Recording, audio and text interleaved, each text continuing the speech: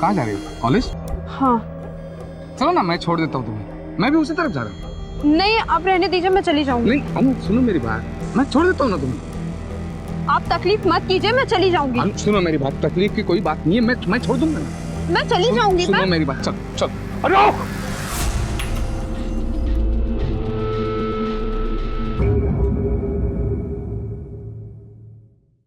अनु, उतरो गाड़ी से, उतरो, मत जाओ अनु, गाड़ी में उतरो। अनु उतर जाओ गाड़ी से। अनु, अनु गाड़ी से उतरो। अनु, अनु। प्रिया, प्रिया, प्रिया। आप ऐसे क्यों चिल्ला रहे हैं? रमेश ने अनु को किडनैप कर लिया।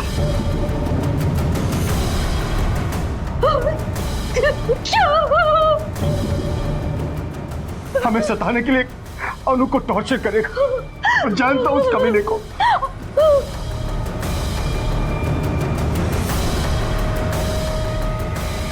Hello police.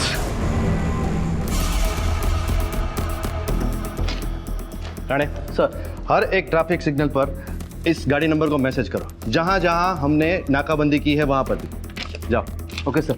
गायतोंडे, अपनी वायरलेस टीम को मुलुंड हाईवे पर भेजो और इस लड़की का फोटो हर एक के मोबाइल में अपलोड करो। Okay sir. देखिए, आप चिंता मत कीजिए, हम जितना जल्दी हो सके आपकी लड़की को ढूंढने की कोशिश करेंगे। मोरे, उस मोबाइल नंबर को ट्रेस करो। अगर फोन स्विच ऑफ नहीं हुआ है तो हमारे लिए 1 ही घंटा काफी है लड़की को ढूंढने में। अरे आपने राइट क्यों मारा? मेरा कॉलेज तो नेक्स्ट लेफ्ट पे था। सब पता चलेगा। सर, रमेश मेरा छोटा भाई है। बाबा ने अपनी प्रॉपर्टी के 2 हिस्से करके हम दोनों भाइयों में बांट दी थी, पर सर रमेश ने अपना सारा पैसा, सारी प्रॉपर्टी बिजनेस के नए नए तरीके आजमाने में फूंक डाली। सर, वो जबरदस्ती मेरी फैक्ट्री हथियाना चाहता है। सर, आई एम श्योर कि रमेश ने अनु को किडनैप भी इसीलिए किया है ताकि वो हम पर दबाव बना सके, हम लोग डर जाएं और फैक्ट्री उसे दे दें। रमेश आपका सगा भाई? हाँ।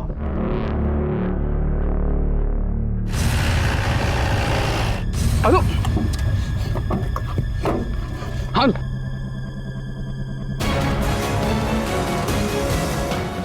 चल चल चल। साहब, साहब मैंने कुछ नहीं किया साहब। मैडम, गाड़ी रोक के दिला। साहब मत मारो साहब। साहब मत मारो साहब। साहब मैंने कुछ नहीं किया साहब। वो प्रवीण झूठ बोल रहा है साहब। मैंने अनु को किडनैप नहीं किया। आप चाहे तो अनु से पूछ लो ना। काका सच बोल रहे हैं, उन्होंने मुझे किडनैप नहीं किया था। मैं खुद अपनी मर्जी से उनके साथ गई थी। आप प्लीज काका को छोड़ दीजिए। वेरी जाली इसका तू। बाबा प्लीज, मतलब बोलू दिया। सर, सर प्लीज उनको छोड़ दीजिए। आपको चाहिए तो मैं आपको राइटिंग में लिख के देती हूँ कि मैं खुद उनके साथ गई थी।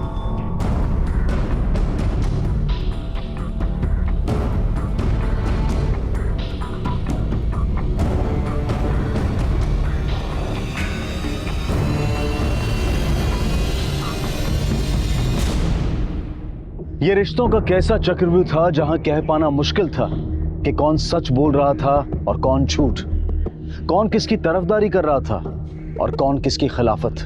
अन्नू और रमेश झूठ बोल रहे थे या फिर प्रवीण और प्रिया? आखिर ये अपहरण था या सिर्फ दर्शाया गया था? और प्रवीण की बेटी अन्नू रमेश को क्यों बचा रही थी? प्रवीण ने जायदाद की बात सच कही या झूठ? रमेश जायदाद हड़पना चाहता था या अपना जायज हक मांग रहा था? इन सभी सवालों के साथ ये केस शुरू हुआ, लेकिन 6 महीने के बाद कुछ ऐसा घटा जिसने इन सवालों पर ही सवाल खड़े कर दिए।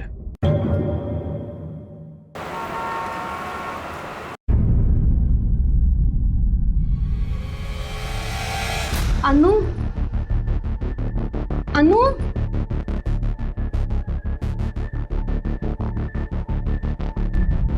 अनु,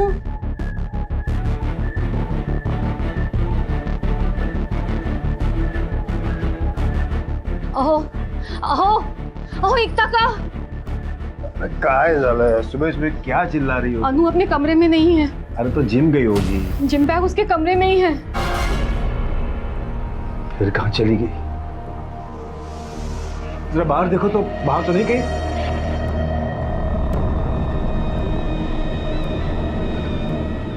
This number can't be reached right now. अनु! अनु!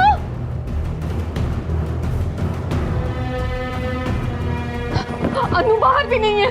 उसका फोन भी ऑफ मिल रहा है। कहाँ चली गई? ऐसे बिना बताए कहाँ जा सकती है? कहीं रमेश ने अनु को फिर से किडनैप तो नहीं कर लिया?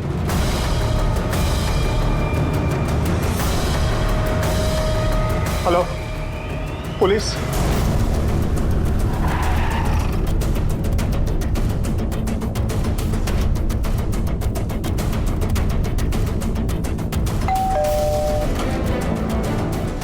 सर कहाँ थे?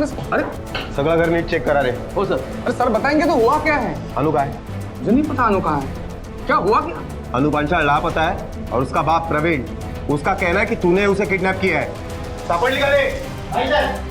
साहब ये प्रवीण का दिमाग खराब हो गया। वो खामखा मुझे फंसाने की कोशिश कर रहा है सर।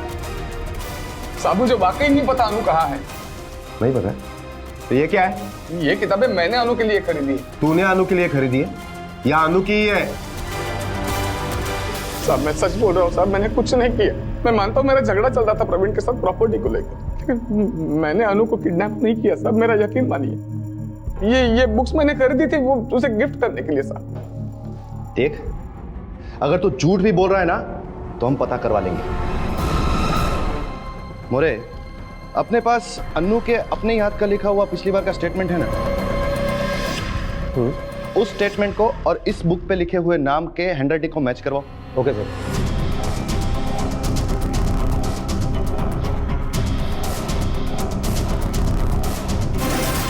ये अन्नू की हैंडराइटिंग है। बिना उस तक पहुंचे उसकी हैंडराइटिंग इस पर कैसे आई? बोल। मुझे मेरे वकील से बात करनी है साहब। 1000 बार समझाया था तुम्हें कि अनु पर नजर रखो, उसका ध्यान रखो, पर नहीं, तुमने उसे इतना सर पे चढ़ा दिया। आज देखो क्या हालत हो गई। हाँ, जैसे सब मैंने किया है, मैंने ही बिगाड़ा है उसे। अरे बच्चे की जिम्मेदारी सिर्फ माँ की ही नहीं, बाप की भी होती है। और पिछले कुछ दिनों से तो पता नहीं क्या हुआ है अनु को। ना कोई बात सुनती है, ना मानती है, और कुछ पूछो तो सीधा मुझे जवाब तक नहीं देती। तूने क्या सोचा हाँ?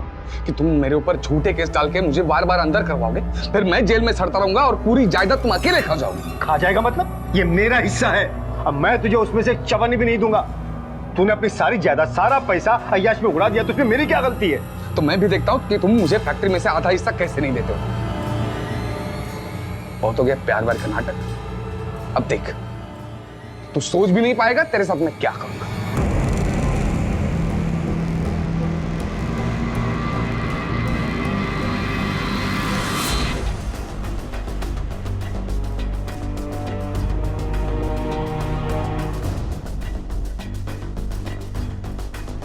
सर, बॉडी लगभग पूरी तरह से जल गई है। आसपास पड़े हुए जले हुए कपड़े को टुकड़े से लगता है कि शायद ये बॉडी किसी लड़की की हो सकती है। कुछ मिला है आसपास? नहीं सर, बॉडी आइडेंटिफाई की जा सके ऐसा कुछ भी नहीं मिला। लगता है आसपास की पत्तियों और लकड़ियों पर पेट्रोल डाल के जलाया गया है। सर, हमारे पुलिस स्टेशन में अनु पांचाल और ऐसी 2 लड़कियों के आसपास के पुलिस स्टेशन में मिसिंग कंप्लेंट दर्ज है। अगर इस बॉडी के बोन्स के डीएनए और उन तीनों के फैमिली के डीएनए को मैच किया जाए तो शायद पता चल सकता है कि यह बॉडी किसकी है। हमारे पास कोई रास्ता नहीं, बॉडी को पोस्टमार्टम के लिए भेजो। ओके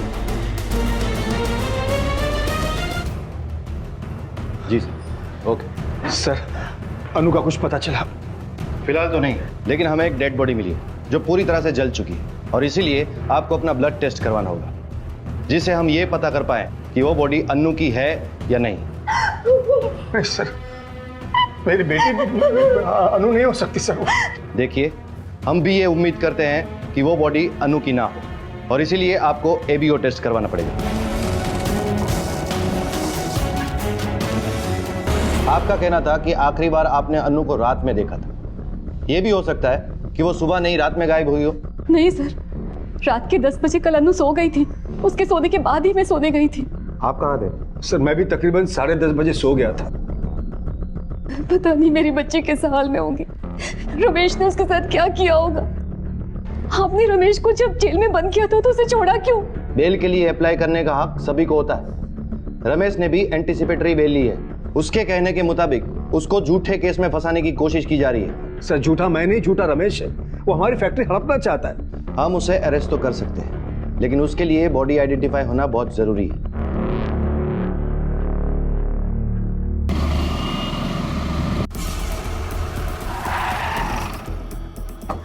सर, पीएम रिपोर्ट के मुताबिक लड़की की उम्र लगभग 20 साल की है।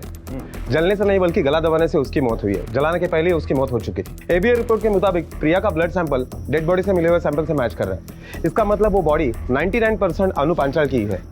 सर, हमने मर्डर के वक्त रमेश पांचाल का मोबाइल लोकेशन ट्रेस किया। वो घर पर ही था। क्राइम स्पॉट पे उसके होने का कोई सबूत नहीं मिला।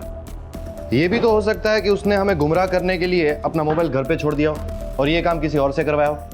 हो सकता है। सर, हमने अनु के भी मोबाइल का लास्ट लोकेशन चेक किया। घर से 10 किलोमीटर की दूरी पर अनु का मोबाइल ऑन तो था, लेकिन क्राइम स्पॉट पर पहुंचते पहुंचते शायद वो स्विच ऑफ हो गए। वो अनु के मोबाइल से कुछ पता चला? हाँ सर, अनु के मोबाइल के कॉन्टैक्ट लिस्ट में एक नंबर दिल नाम से सेव है। वो किसी अनिल सावंत के नाम से रजिस्टर्ड है। सर, ये अनिल सावंत और अनु के मोबाइल में काफी एसएमएस एक्सचेंज हुए, जिसमें से एक एसएमएस ऐसा है कि तुम सिर्फ मेरी हो, मैं तुम्हें किसी और की नहीं होने दूंगा, इस टाइप का है। ये अनिल सावंत का एड्रेस मिला है ना? हाँ सर। एक मिनट, ये अनिल सावंत का घर है? हो, बोलवा चला जरा। मुझे मालूम नहीं है कहाँ है वो। अभी तो उसका फोन भी बंद आ रहा है साहब। वो सुबह जब घर आया था। अरे अनिल, किधर था रे तू? अरे आज तेरा जन्मदिन है। अरे ये क्या झालं रे बाबा? ये कैसे जला है? अरे अनिल बोलना, ये कैसे हुआ है? चल मैं तेरी दवाई लेकर आती हूँ। उसका हाथ थोड़ा जला हुआ था, फिर मैं उसके लिए खाना लेने के लिए अंदर गई, तब तक वो जा चुका था। साहब साहब, कुछ हुआ है क्या? नहीं, कुछ नहीं हुआ है। अगर अनिल वापस आता है तो मुझे इस नंबर पर फोन कर रहा। अच्छा, आपके पास अनिल की कोई फोटो है? जी साहब है।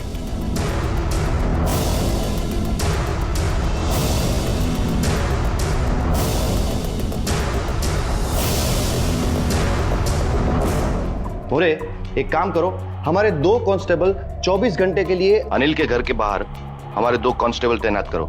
सर, हमारे पेट्रोल टीम को और एक जली हुई लाश मिली है।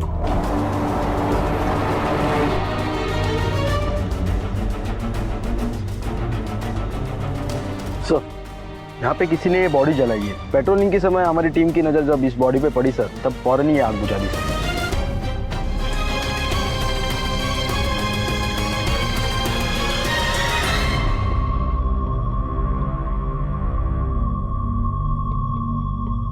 साहेब, तुम्ही मला इकडे का आणलं?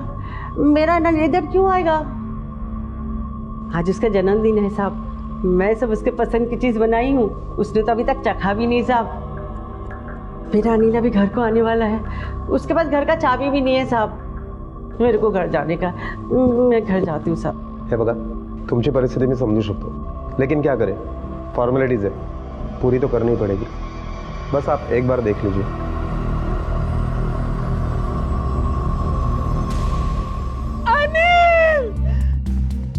किसने मारा होगा आपके बेटे को? वही आदमी साहब, कुछ दिन पहले मेरे घर पे आया था धमकी देने को। अनिल, अनिल बाहर निकल तू। किधर अनिल?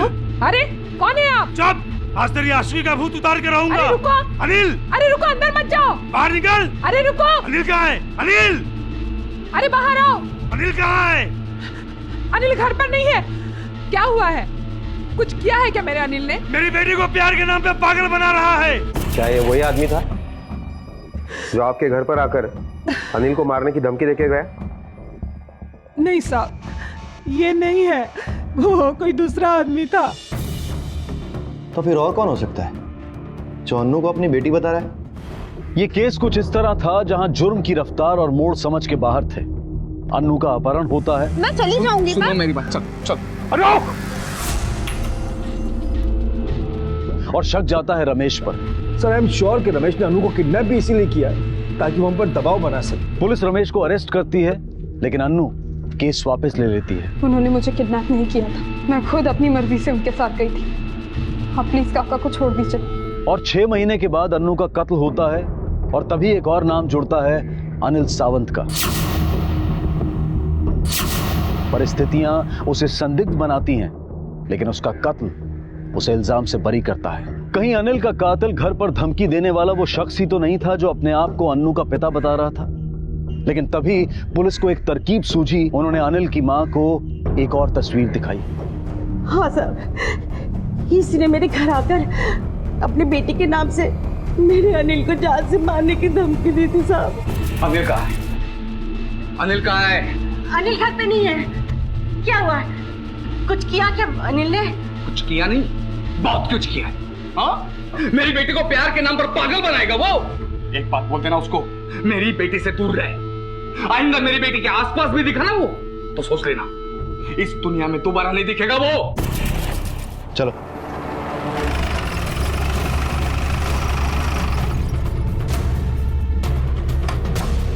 राणे, थोड़ा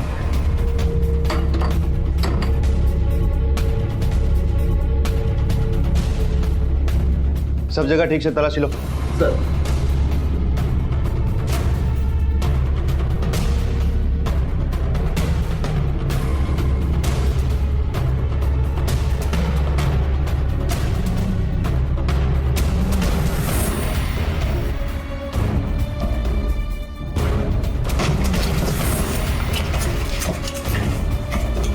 सर,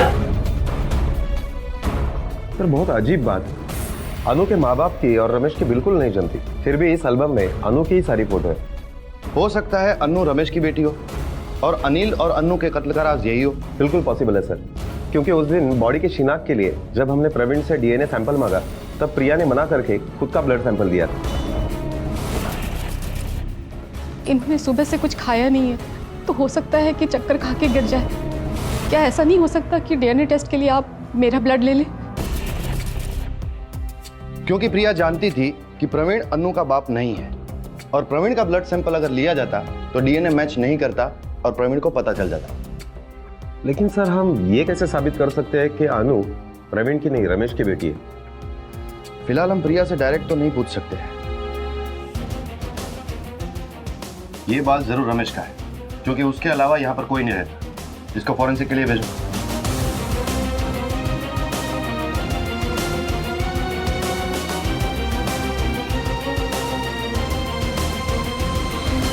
सर, ये रमेश का फोन अभी भी स्विच ऑफ आ रहा है।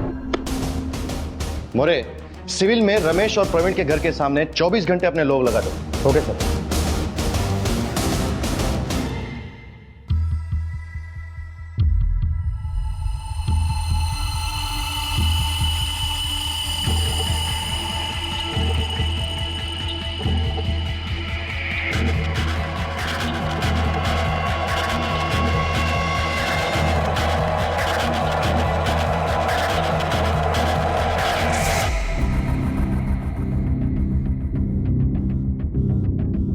आ गया आपका घर। चलो हम अंदर तक छोड़ते हैं आपको। नहीं नहीं, थैंक यू, आप लोगों ने मेरी इतनी मदद की। अब मैं ठीक हूँ, मैं चली जाऊंगी।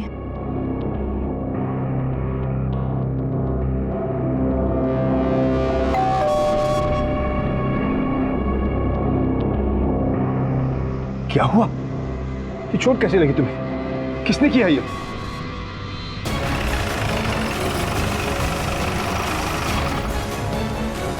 प्रिया अकेले गई थी घर से बाहर? हाँ सर। उसका पति कहाँ था उस वक्त? वो घर पर ही था। किसी ने पीछे से मुझ पर हमला किया, पर मैं देख नहीं पाई कि वो कौन था। सर मुझे पक्का यकीन है कि वो रमेश ही था। कल भी हमारा घर आया था और प्रिया को धमकी देकर गया है।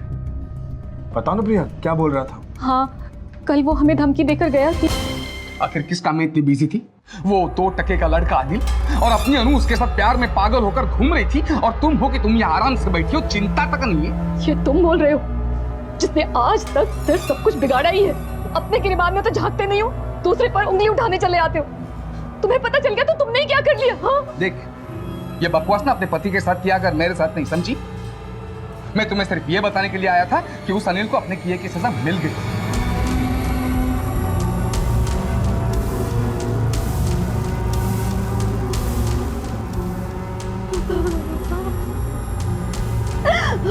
देख, ये रोने धोने का नाटक बंद कर और चुपचाप प्रवीण से कह दे कि फैक्ट्री का हिस्सा मेरे नाम पे कर दे, वरना तुम्हें पता है मैं क्या कर सकता हूँ। वो हमारे परिवार के साथ कुछ भी बुरा करेगा।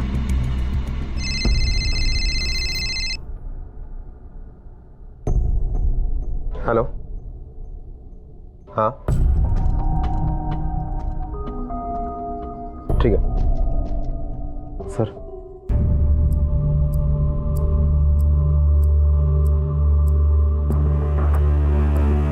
देखिए फिलहाल तो हम लोग जा रहे हैं, लेकिन वापस जरूर आएंगे। लेकिन आपकी जानकारी के लिए आपको एक बात बता दूं कि अगर आपको ऐसा लगता है कि थोड़ी देर पहले आप पर रमेश ने हमला किया था, तो ये बात गलत है, क्योंकि हमारी टीम को रमेश की लाश मिली है, वो भी यहां से बहुत दूर।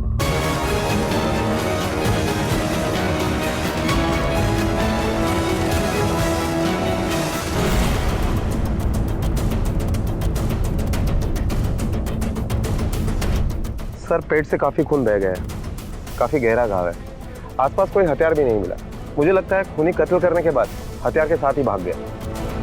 मोरे, अगर पेट में चाकू मारा गया है तो शर्ट फटा हुआ होना चाहिए, लेकिन ताज्जुब की बात यह है कि शर्ट साबुत है और पेट फटा हुआ है।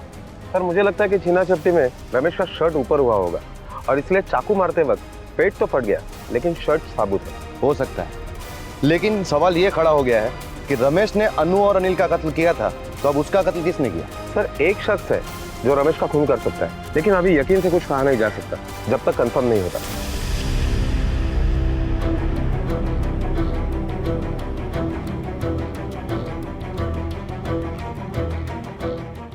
क्या रे सुनील, जेल से कब आ रहा है? अरे साहब 2 दिन पहले ही छूट के आया हूं मैं। और आते ही क्राइम कर दिया, मार दिया रमेश को, क्योंकि तेरी माँ को यकीन था कि उसी ने अनिल को मारा था। साहब अनिल मेरा छोटा भाई था, बहुत प्यार करता था मैं उसको, बहुत रोया साहब जब पता चला किसी ने उसको मार दिया। इसके लिए किसी का जान तो नहीं ले सकता ना साहब अगर वो मुझे दिखता ना तो उसका थोबड़ा बिड़ा सब फोड़ डालता। अच्छा, मतलब वो तेरे सामने भी नहीं आया, फिर भी तूने उसे ढूंढा। चल मान लेते हैं, पिछले 2 दिन में तूने क्या किया, पूरा कच्चा चिट्ठा सुना। अब कोई ऐसे तो रिया होके नहीं आएगा ना, पेरोल पे छूट के आया हूँ। आप पेरोल ऑफिसर से पूछ लो ना किधर किधर गया, क्या क्या किया, वो सब पता चलेगा आपको। अच्छा, बहुत स्मार्ट बन गया है तू, पुलिस को कानून सिखाएगा। जब तक इसकी पूरी इंफॉर्मेशन नहीं आती, बिठा के रखो इसको इधर।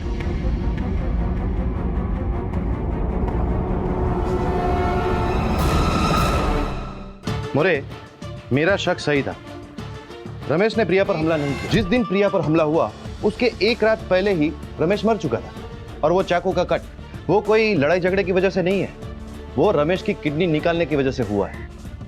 इसका मतलब ये है कि ये केस कोई आपसी दुश्मनी का केस नहीं है, ये किडनी रैकेट केस है। फिलहाल इस फैमिली मैटर को दूर रखो और इस केस की दूसरी तरह से छानबीन करते हैं। इस रमेश की कॉल डिटेल्स फिर से निकालो और हर एक नंबर की डिटेल जांच करो। Okay sir.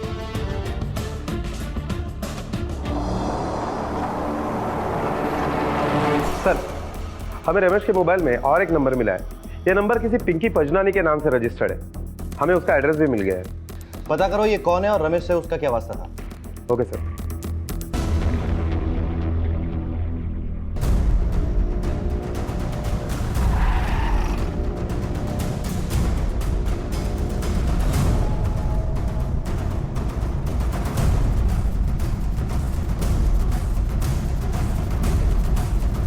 पिंकी पजनानी? जी हाँ, मैं ही हूँ, कहिए।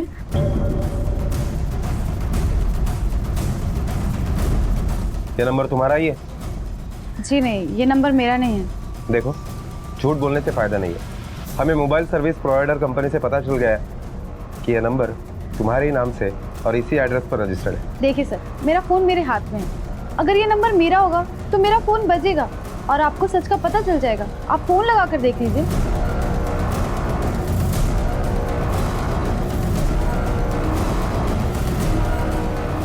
द्वारा डायल किया गया नंबर अभी नेटवर्क क्षेत्र से बाहर है, कृपया कुछ समय बाद फिर कोशिश करें। अब तो आपको मेरी बात पे यकीन हो गया होगा। मैं वैसे भी बहुत लेट हो चुकी हूँ और मुझे काम के लिए निकलना है। अनाथ हूँ ना, एक दिन का काम भी बहुत नुकसान करता है मुझे। मैं चलती हूँ।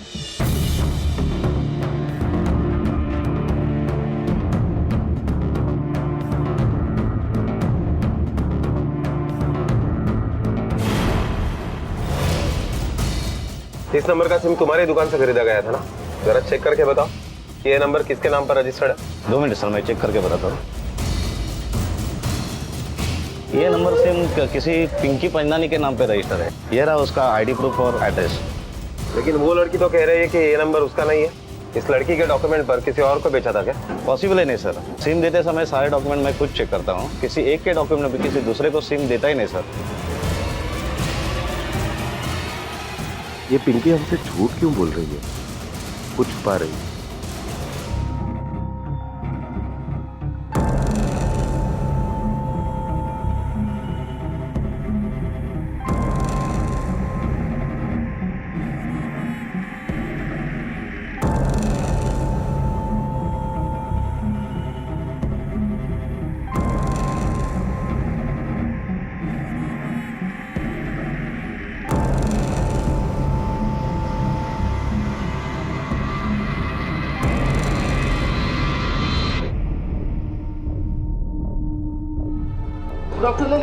Good afternoon.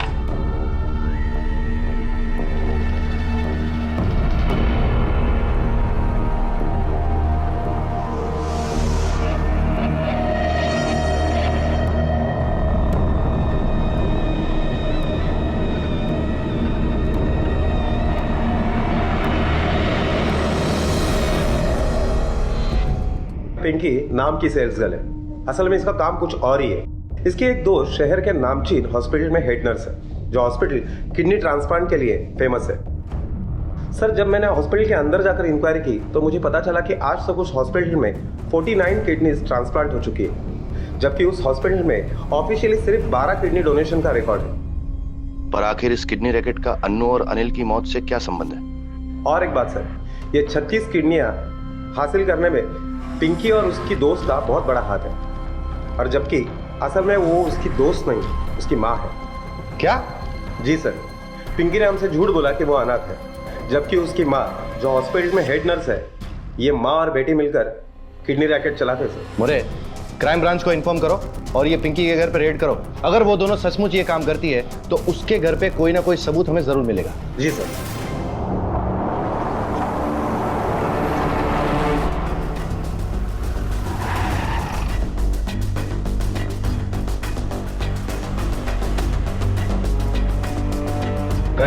Yes sir. Fraud क्या हो गया?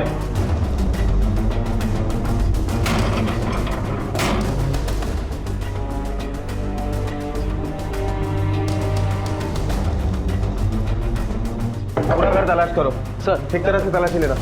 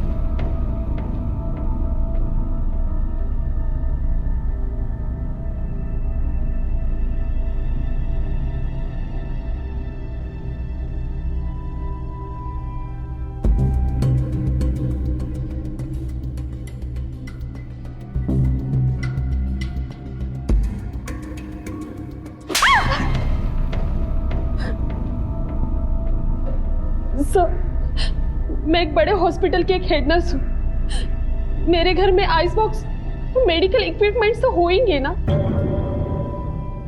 क्यों? घर पे बुला के सर्जरी करती है तू? और तू बता, वो आइस बॉक्स पे खून और मेडिकल इक्विपमेंट्स क्या कर रहे थे? क्या कर रहे थे घर पे?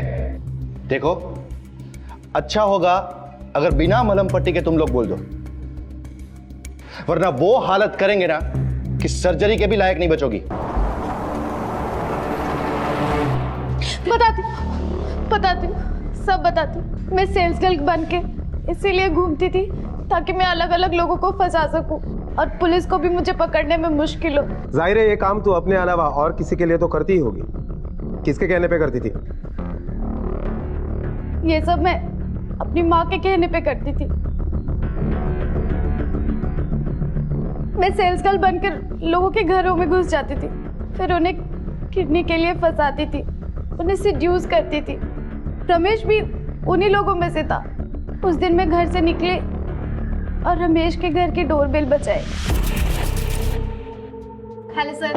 सर आपसे 1 मिनट बात करनी थी। एक मिनट, लेकिन मुझे कुछ खरीदना नहीं है, थैंक यू। सर 1 गिलास पानी मिलेगा? वो एक्चुअली बहुत थक गई हो, धूप भी बहुत हो रही है तो थोड़ा चक्कर सा आ रहा है। लो।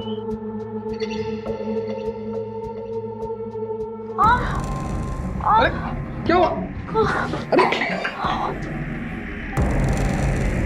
जब वो पूरी तरह मेरे जाल में फंस गया था तो मैं उसे शहर से दूर एक सुनसान जगह पर लेकर गई और उसे सिड्यूस करते करते क्लोरोफॉर्म वाला रुमाल सुंघा दिया, जो कि हम हर बार करते थे। जब वो बेहोश हो गया तो मैंने माँ को बुलाया और माँ ने अपना काम कर दिया, उसकी किडनी निकाल ली। ये दोनों आपके किडनी रैकेट केस के गुनहगार हैं।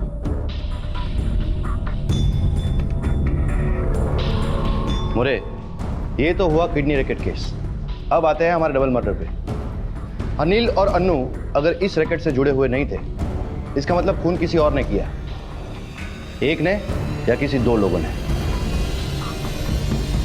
पुलिस ने जाने अनजाने लंबे समय से चले आ रहे क्राइम ब्रांच के एक केस को सॉल्व कर लिया था, लेकिन अनिल और अन्नू के कत्ल से जुड़ा एक भी सुराग उनके हाथ नहीं लगा था। बावजूद इसके कि संदिग्धों की लिस्ट में अब सिर्फ प्रिया और प्रवीण पांचाल ही थे, पुलिस ने बड़ी होशियारी से एक जाल बिछाया।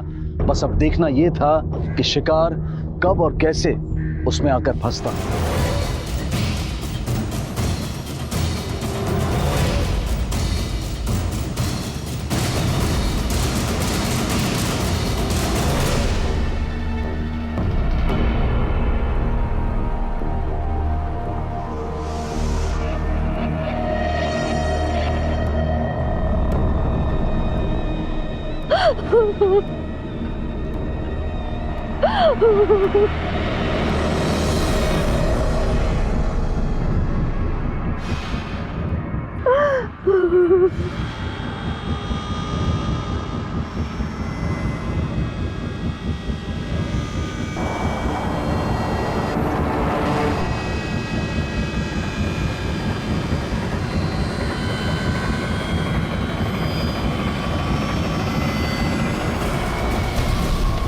कुछ नहीं किया, कुछ नहीं किया। देख, तेरे इन आंसुओं का हम पर कोई असर होने वाला नहीं है। सच बता, क्यों मारना चाहता था अपनी बीवी को?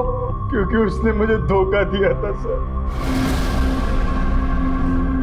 सारी जिंदगी मेरी बीवी बनने का नाटक करती रही और मेरे भाई से अफेयर भी चलाती रही। अनु मेरी औलाद नहीं थी सर, वो प्रिया और रमेश की बेटी थी और मैं बेवकूफों की तरह सारी जिंदगी अंधा बन के घूमता रहा। तुझे कैसे पता चला कि अनु प्रिया और रमेश की बेटी थी? खुद अनु ने मुझे ये बात बताई थी। उस रात जब हम सो गए थे तो अचानक किसी आवाज से रात में मेरी नींद टूटी। मैं उठा, देखा तो प्रिया मेरे बाजू में सो रही थी। मैंने घड़ी में देखा तो 12 बजने में 15 मिनट कम थी। मैं दरवाजे से बाहर गया, हॉल में देखा कि अनु मेन डोर से बाहर जा रही थी। मुझे हैरानी हुई कि रात को चोरों की तरह अनु कहां जा रही। मैंने उसका पीछा किया। अनु ने ऑटो लिया, मैंने भी अपनी बाइक ली और उसका पीछा किया। अनु हमारी घर से थोड़े दूर एक जगह पर पहुंची और ऑटो छोड़ दिया। मैंने भी बाइक साइड में लगा के उसके पीछे पीछे चल पड़ा।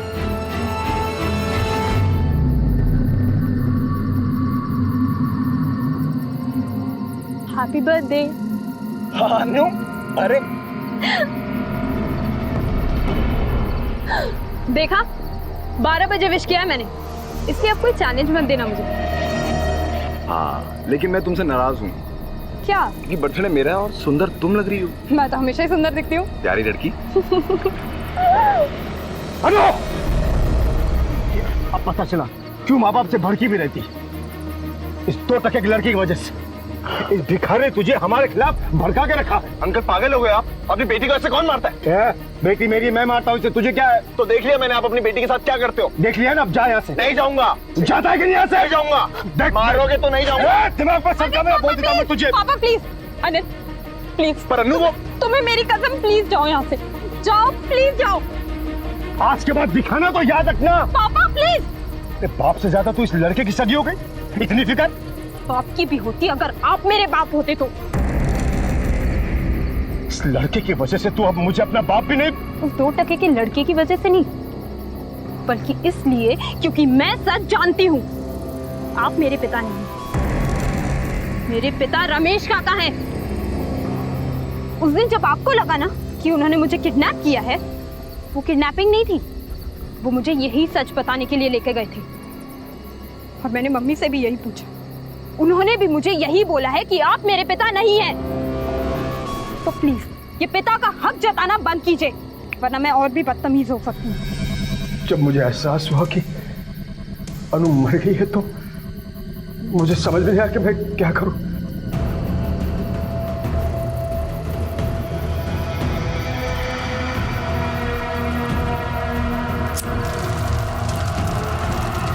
उसने मुझे अनु को मारते हुए देख लिया है और मुझे यकीन था कि वो जरूर वापस आएगा। रात भर उसका इंतजार करता रहा।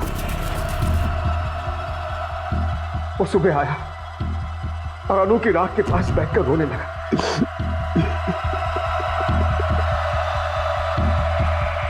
मैं पीछे से गया, बाइक टूट थी इसलिए पेट्रोल नहीं छिड़क पाया। फिर मैंने कुछ लोगों के आने जाने की आवाजें सुनी तो मैं वहां से भाग गया। ये सब प्रिया की वजह से हुआ है सर। वो मुझे धोखा नहीं देती तो ऐसा कुछ नहीं होता। मैं अपनी फैमिली से बहुत खुश था सर, पर प्रिया ने सब। उसने नहीं, तूने सब खत्म किया है। प्रिया और रमेश के बीच में कुछ नहीं था। अनु ना तुम्हारी बेटी थी ना रमेश की। प्रिया ने उसे स्पर्म डोनेशन से पैदा किया था, और वो भी इसलिए क्योंकि तू बाप नहीं बन सकता था। और उस बेचारी ने तुझे इसलिए नहीं बताया क्योंकि तेरा मर्द होने का घमंड टूट जाता।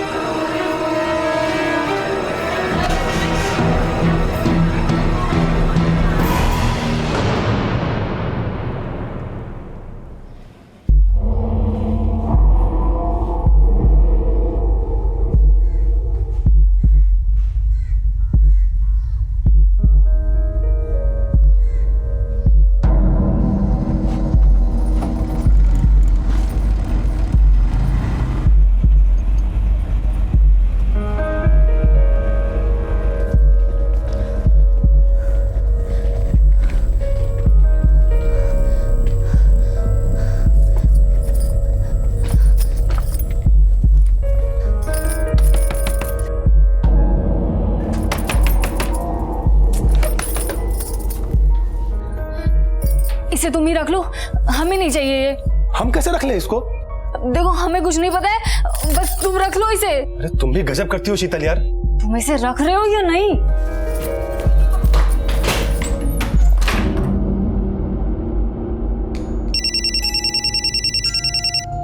हाँ जीवन, तुमने रिक्शा स्टैंड पे देखा? दीदी सभी जगह देख चुके हैं पर वो कहीं मिल ही नहीं रहे। आपके कहने के मुताबिक हमने तो रेलवे रेस्ट रूम से लेकर रेलवे पुलिस स्टेशन तक भी छान मारा, लेकिन उर्मिला और गुड्डू का कहीं पता ही नहीं चल रहा है। ट्रेन को आके 5 घंटे हो चुके हैं, हम तो घर भी जाकर वापस देख कर आए। आखिर अब मैं क्या करूं? इसीलिए जीवन, हमने तुमसे कहा था कि उर्मिला को मोबाइल लेकर दो, पर तुम हो कि हमारी बात मानते ही नहीं। दीदी आप अपनी बहू से एक बार फिर से पूछिए ना, वो ठीक से बिठाई थी ना ट्रेन में। अरे जीवन, हमने पूछा बहू से, वो कह रही है कि उसने खुद ने दोनों को ट्रेन में बिठा दिया था। शीतल, इतनी देर से इवनिंग वॉक से घर आती हो, क्या ये ठीक है? 5वां महीना चल रहा है तुम्हारा। अमृत, डॉक्टर ने तो हमें बोला है हमको अपनी बस। अच्छा देखो, आँख दिखाओ। हाँ बस करो, कुछ नहीं हुआ है हमें। यार तुम्हारा समझ में नहीं आ रहा मुझे चल क्या रहा है ये। कहाँ से आती हो, कहाँ जाती हो, मुझे ठीक नहीं लग रहा तुम्हारा मामला। तो इसमें इतने सोचने की भी क्या जरूरत है? एक काम करो, जासूस लगा दो हमारे पीछे। जासूस की नहीं, तुम्हें इलाज की जरूरत है। तुम्हारा दिमाग बेकाबू हो रहा है, पागल हो रही है तुम। शीतल सुनो, आपकी चाय। क्या बात है, बड़ी अकेले अकेले मुस्कुरा रही हो? फिर से वही रोज रोज का ड्रामा देखने को मिल गया। अच्छा, शीतल और अनिरुद्ध? हाँ, आज फिर से शीतल मैडम सुन रही थी, इतना लेट क्यों आती हो, कहाँ रहती हो, वही सब वगैरह वगैरह। पता नहीं इनका रिश्ता कभी ठीक होगा या नहीं। अरे ऐसा कौन सा ट्रेन में बिठा दिया जीजाजी जो उर्मिला और गुड्डू अभी तक घर ही नहीं पहुंचे? ये सारी गलती मेरी है। 8 साल से रिश्ता नहीं था ना, अलग थे, अच्छा था, खुश था। अब 2 दिन से एक क्या नहीं हुए, मेरे परिवार के 2 सदस्य गायब हैं। कुछ ज्यादा चढ़ा कर आया है जीवन, इसलिए बिना सोचे समझे कुछ भी बोले जा रहा है। जब हमने एक बार तुझे बता दिया कि शीतल खुद स्टेशन जाकर उनको ट्रेन में बिठा कर आई थी, तो ये बार बार हम पे इल्जाम लगा के तू साबित क्या करना चाहता है? मैं कुछ साबित नहीं करना चाहता हूँ। मुझे सिर्फ इतना बता दो, मेरी बीवी और मेरा बच्चा कहाँ है, बस। जीवन सच तो यह है कि उर्मिला तेरे पास वापस आना ही नहीं चाहती थी, इसीलिए चली गई तुझसे दूर। और तुझ जैसे इंसान के साथ कोई खुश कैसे रह सकता है? सीधे सीधे बता दो, मेरी बीवी और बच्चा कहाँ है? अगर बाहर पे घुसा है और दोबारा घर में घुसने मत देना। ये ठीक नहीं कर रहा तू। अगर मेरी बीवी और बच्चे को कुछ हुआ ना, मैं तेरा वो हाल करूंगा अमरमणि, तू जिंदगी भर याद रखेगा। अरे छोड़ो, निकलो यहाँ से। 5 महीने की गर्भवती शीतल खुद गुड्डू और उर्मिला को ट्रेन में बिठाकर आई थी, लेकिन गुड्डू और उर्मिला पिछले 10 घंटों से गुमशुदा थे। क्या हुआ था उनके साथ और कहां थे वो? जीवन के परिवार और अमरमणि के परिवार के बीच किस बात को लेकर खटास थी? कहीं यही खटास उर्मिला और गुड्डू के लापता होने की वजह तो नहीं बनी? सभी जगह ढूंढ लिया सर, लेकिन कहीं नहीं मिले। हमको तो पूरा यकीन है सर, ये वही लोगों का काम है, हमारी बीवी और बच्चे को छुपा के रखा हुआ है। कोई खास वजह है? वजह है सर, लेकिन हमको नहीं पता था कि 8 साल पुरानी वजह अभी तक दिल में लगाकर बैठा होगा वो। 8 साल पुरानी वजह? बाबूजी मरने से पहले निर्मला दीदी के नाम 4 बीघा जमीन की थी और बाकी पूरी प्रॉपर्टी मेरे नाम। लेकिन वो जीजा अमरमणि का कहना था कि ये पूरी प्रॉपर्टी हमारी और निर्मला दीदी के बीच आधे आधे हो, लेकिन हमने साफ मना कर दिया। और इसी वाद विवाद की वजह से 8 साल तक हमारे बीच कोई रिश्ता नहीं था। अब जब धीरे धीरे मामला शांत होने लगा तो निर्मला दीदी ने ही प्लान बनाया कि हमारे बीवी और बच्चे कुछ दिन के लिए वहां घुमाएं। 8 साल बीत चुके हैं इस बात को जीवन जी। क्या आपको लगता है वो लोग अभी तक इस बात को दिल में पाले बैठे होंगे? आप नहीं जानते सर उस अमरमणि को, हिटलर है सर, वो एकदम हिटलर है। कोई कुछ भी कहे और आप भरोसा कर लेंगे? पुलिस की वर्दी है आप पर, काफी जिम्मेदारी भरा काम है। जी हाँ, काफी जिम्मेदारी भरा काम है और फिलहाल हमारी जिम्मेदारी है उर्मिला और गुड्डू को ढूंढना। उम्मीद है कि इस जिम्मेदारी को निभाने में आप हमारा साथ देंगे। सर, हम खुद उर्मिला मामी और गुड्डू को सुल्तानपुर जंक्शन से वरुणा एक्सप्रेस की बोगी नंबर B2 में बिठाकर आए थे और हमें अच्छी तरह से याद है कि ट्रेन हमारे सामने ही खुली थी। बहू ले जाओ। तो हो गई आपकी पड़ताल इंस्पेक्टर साहब। निर्मला, बताओ तो इंस्पेक्टर साहब को कि उर्मिला ने क्या कहा था परसों तुमसे रसोई में? वो परसों रसोई में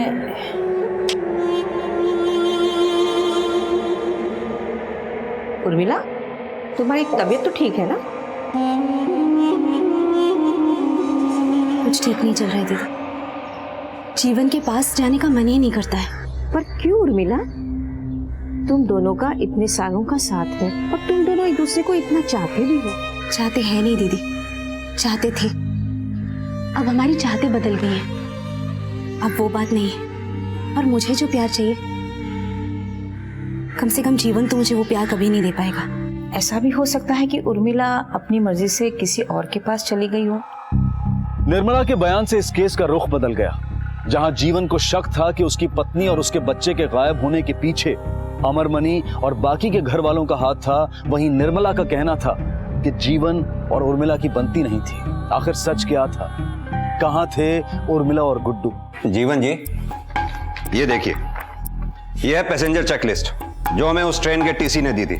26-27 सीट नंबर के आगे टिक मार्क लगा हुआ है, यानी वो दोनों उस दिन ट्रेन में चढ़े थे। कहीं कुछ ऐसा तो नहीं जो आपको पता हो, वो हमारे लिए जानना जरूरी हो?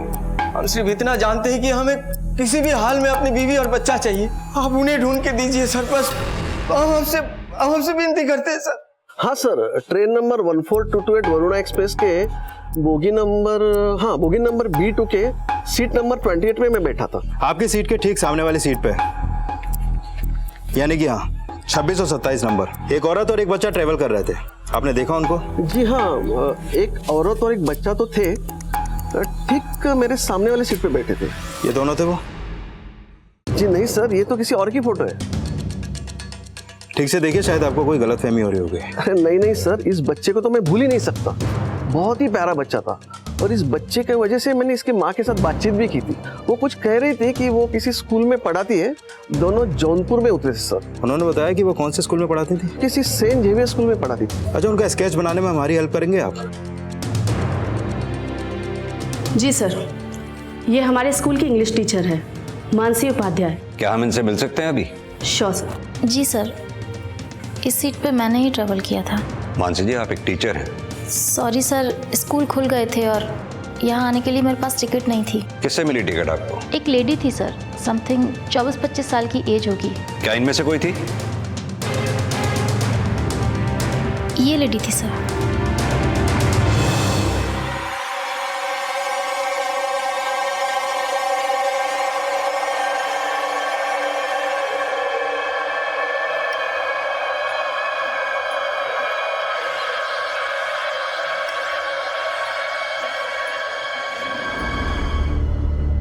गणेश, वो शीतल के घर फोन लगा। बाबूजी नहीं लग रहा, नॉट रीचेबल बता रहा। अनिरुद्ध, तू फटाफट उसका माइक खींचा, हो सकता है वो वहां पर हो। पर पापा वो वहां क्यों जाएगी? अरे तुझको देख के आने में क्या है, हो सकता है वो वहां हो। चल जल्दी जा। ठीक है, मैं जाता हूं। राजवीर, ये शीतल का एजेंडा क्या हो सकता है इन सबके पीछे? एक 5-6 महीने की प्रेग्नेंट लेडी का एक औरत और 10 साल के बच्चे को गायब करना पॉसिबल नहीं है। जरूर इस प्लान में कोई और भी था उसके साथ। सर, एक और अजीब बात है, जब उर्मिला इनके घर गई तो शायद पहली बार उर्मिला और शीतल की मुलाकात हुई होगी, क्योंकि पिछले 8 सालों से दोनों परिवारों के बीच में कोई भी बातचीत नहीं थी और शीतल को भी इस घर में आए हुए ज्यादा टाइम नहीं हुआ। सर, कहीं ऐसा तो नहीं उर्मिला घर में आई और उर्मिला के हाथ शीतल का कोई गहरा राज लग गया हो जिससे शीतल को खतरा हो? हाँ सर, एक ऐसा राज जिसमें नुकसान सिर्फ शीतल को ही नहीं, उसके साथ साथ किसी और को भी था। इसलिए इस नुकसान से बचने के लिए उन्होंने उर्मिला को ही गायब कर दिया। या हो सकता है सर, इस गुनाह के पीछे पूरा का पूरा परिवार हो। हाँ, हो सकता है, लेकिन एक बात और है, उर्मिला और गुड्डू तो गायब हैं ही, उनका लगेज भी तो होगा। उसको कहाँ ठिकाने लगाया होगा इन्होंने? जो भी हो, ये शीतल नाम की कड़ी तो हमारे हाथ लगी चुकी है। अब इस कड़ी को पकड़ के हमें बाकी कड़ियां जोड़नी है। पापा पापा, पता नहीं शीतल के जहन्नुम में चली गई, मायके में भी नहीं है वो। अमरमणि जी, आपके घर की तलाशी और शीतल का अरेस्ट वारंट हमारे पास। कहाँ है शीतल? इंस्पेक्टर साहब, शीतल काफी वक्त से घर वापस नहीं लौटी है। सारे घर वाले उसको ढूंढ रहे हैं। अच्छा होगा घर की तलाशी लेने के बजाय आप हमारी बहू को तलाशें। हिदायतें काफी देते हैं आप। एक हिदायत हमारी भी है, अगर कुछ गलत हो रहा है तो उसे जल्द से जल्द ठीक कर लीजिए, क्योंकि अगर हमें उर्मिला और गुड्डू का पता नहीं चला तो शायद आप दोबारा हिदायत देने के लिए यहाँ रहे ही ना। सर, बैकयार्ड में कुछ मिला है। आओ।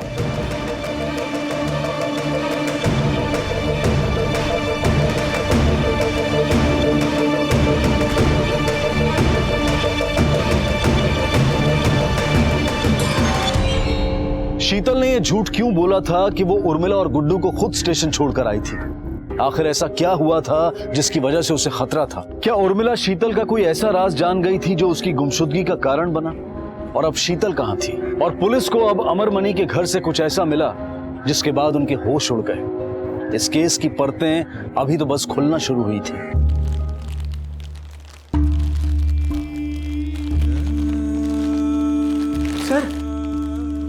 सर, ये तो हमारे बेटे गुड्डू का बैग है। सर, ये जला हुआ क्यों है सर? सर, क्या हो गया हमारे बेटे गुड्डू को? उसका बैग सर, ये कैसे जल गया सर, बताइए ना।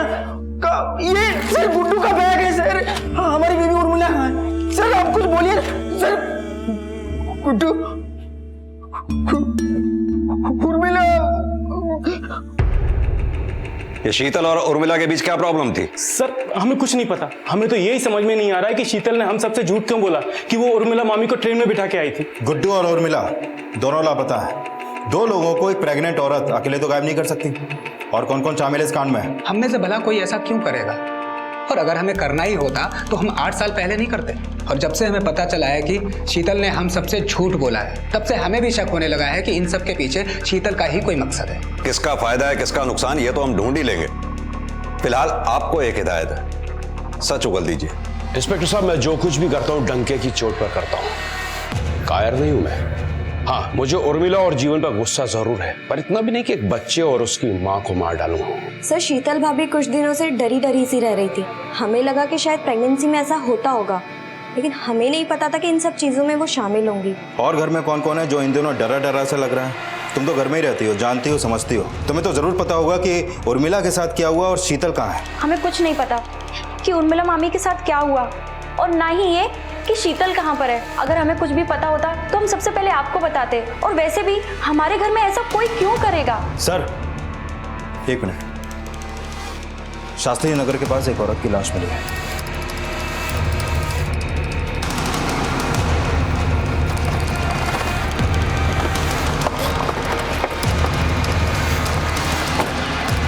हटो सामने से।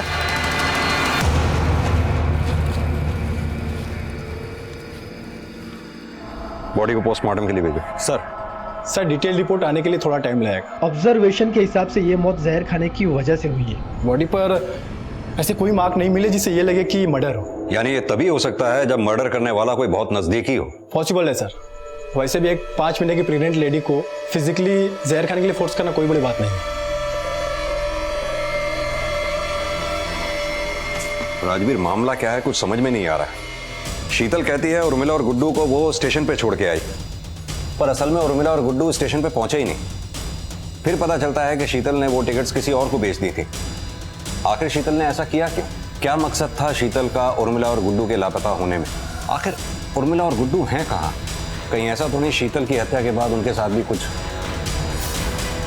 एक चीज तो तय है, इस प्लान में कौन कौन शामिल था ये हमें पता नहीं, लेकिन शीतल इस प्लान में शामिल थी ये कंफर्म है। उसके कॉल रिकॉर्ड्स खंगालो, जरूर कुछ ना कुछ हाथ लगेगा। सर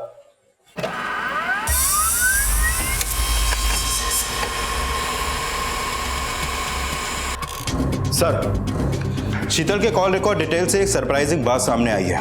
एक ऐसा नंबर है जिससे शीतल की रेगुलर बात होती थी। किसका नंबर है? संजय शुक्ला, पंडित है। इन लोगों के इलाके के लगभग सारी घरों में यही पूजा करता था, यहाँ तक कि अमरमणि के घर में भी। तो उसका इन सबसे क्या कनेक्शन? कनेक्शन यह है सर कि शीतल का इस पंडित से कुछ ज्यादा ही लेना देना था। ये देखिए सर, कॉल रिकॉर्ड डिटेल्स पिछले 3-4 महीनों में फ्रिक्वेंट कॉल्स हैं। अब जाहिर सी बात है इतने कॉल करके कोई गायत्री मंत्र तो सुनाता नहीं होगा। उठा लाओ पंडित जी को।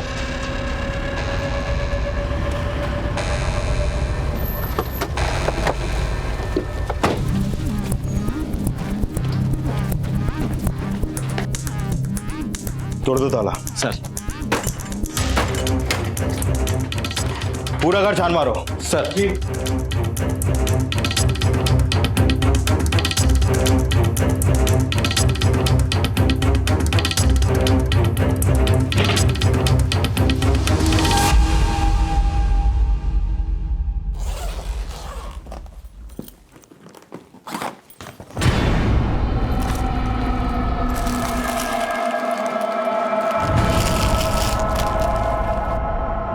औरतों का सामान, पर ये सारा सामान यूज किया हुआ लग रहा है सर। सर अंदर से ये मिला है।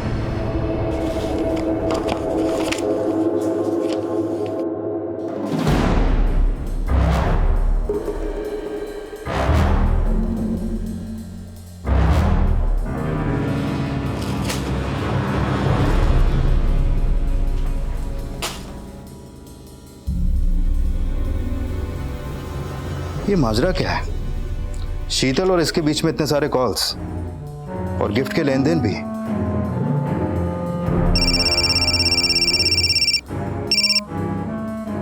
हाँ राजवीर बोलो। सर संजय ने हर गिफ्ट की डिटेल्स लिख के रखी है।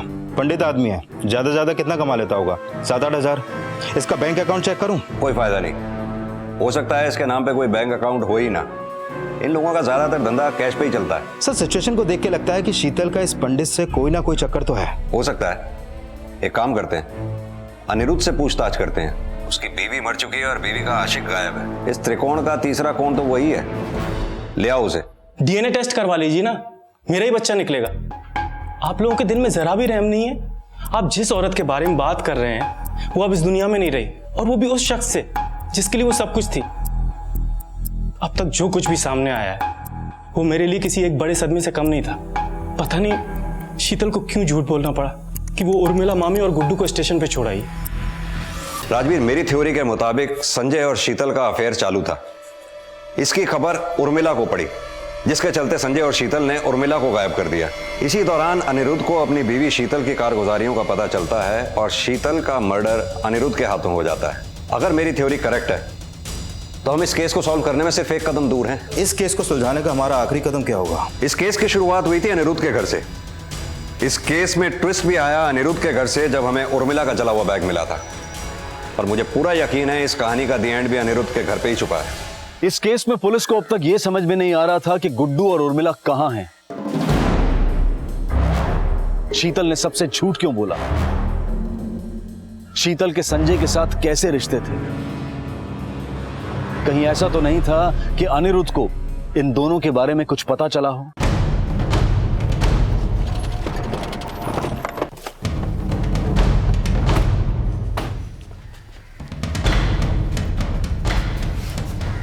सर एक साथ पूरा का पूरा परिवार कहां जा सकता है? पड़ोसी से पूछताछ करते हैं, शायद कुछ पता चले। आओ। ये अमरमणि जी का पूरा परिवार कहां गया है, कुछ पता है आपको? साहब वो घाट पे गए हैं अपनी बहू की अस्थियां विसर्जन करने के लिए। सिंह एक काम करो, फौरन एक टीम लेके घाट पे पहुंचो। आप लोगों में से अस्थि विसर्जन कौन करेगा?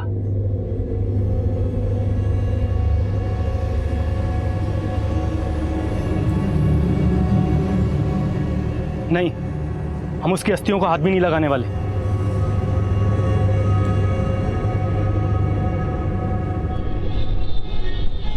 बेटा, अस्थि विसर्जन तो तुम ही करोगे ना? तुम्हारे अलावा और कौन करेगा? अरे जिसकी मर्जी हो कर दे, नहीं तो पंडित जी से बोल दीजिए, वो कर देंगे। हम कह दिए हम उसकी अस्थि को हाथ भी नहीं लगाएंगे। और आप हमसे जिद मत कीजिए बस। पर बेटा रहने दीजिए ना मम्मी जी, क्यों मरे लोगों की शांति के लिए जिंदा लोगों को तकलीफ दे रही हैं? और वैसे भी पता नहीं कैसे रिश्ते थे संजय और शीतल के बीच में।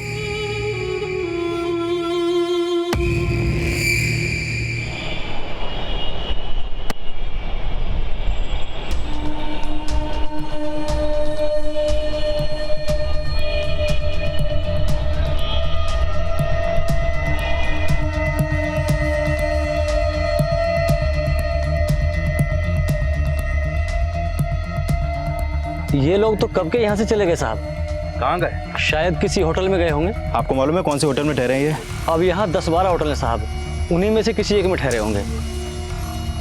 अनिरुद्ध, तुमने पुलिस को झूठ क्यों बोला? तो क्या करता, सच बोलता तो वो लोग मुझ पे शक करने लगते।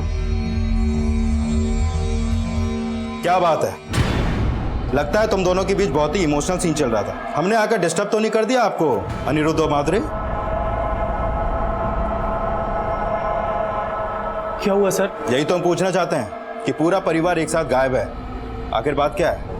हम कहीं भाग नहीं रहे थे, अस्थि विसर्जन के बाद यहाँ से सीधे घर ही आ रहे थे। अस्थि विसर्जन तो कब का हो चुका, बाकी के परिवार के लोग कहाँ हैं? वो तो सब घाट पे थे, अब तक तो उन्हें आ जाना चाहिए था। ना तो वो घाट पे हैं और ना ही अभी तक यहाँ पर वापस लौटे हैं। आखिर गए कहाँ वो लोग?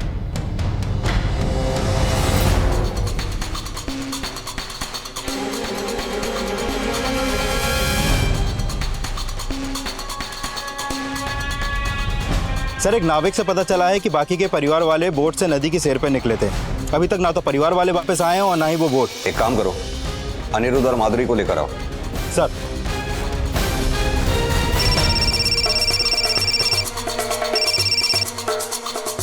हेलो, लेकर आओ उसे।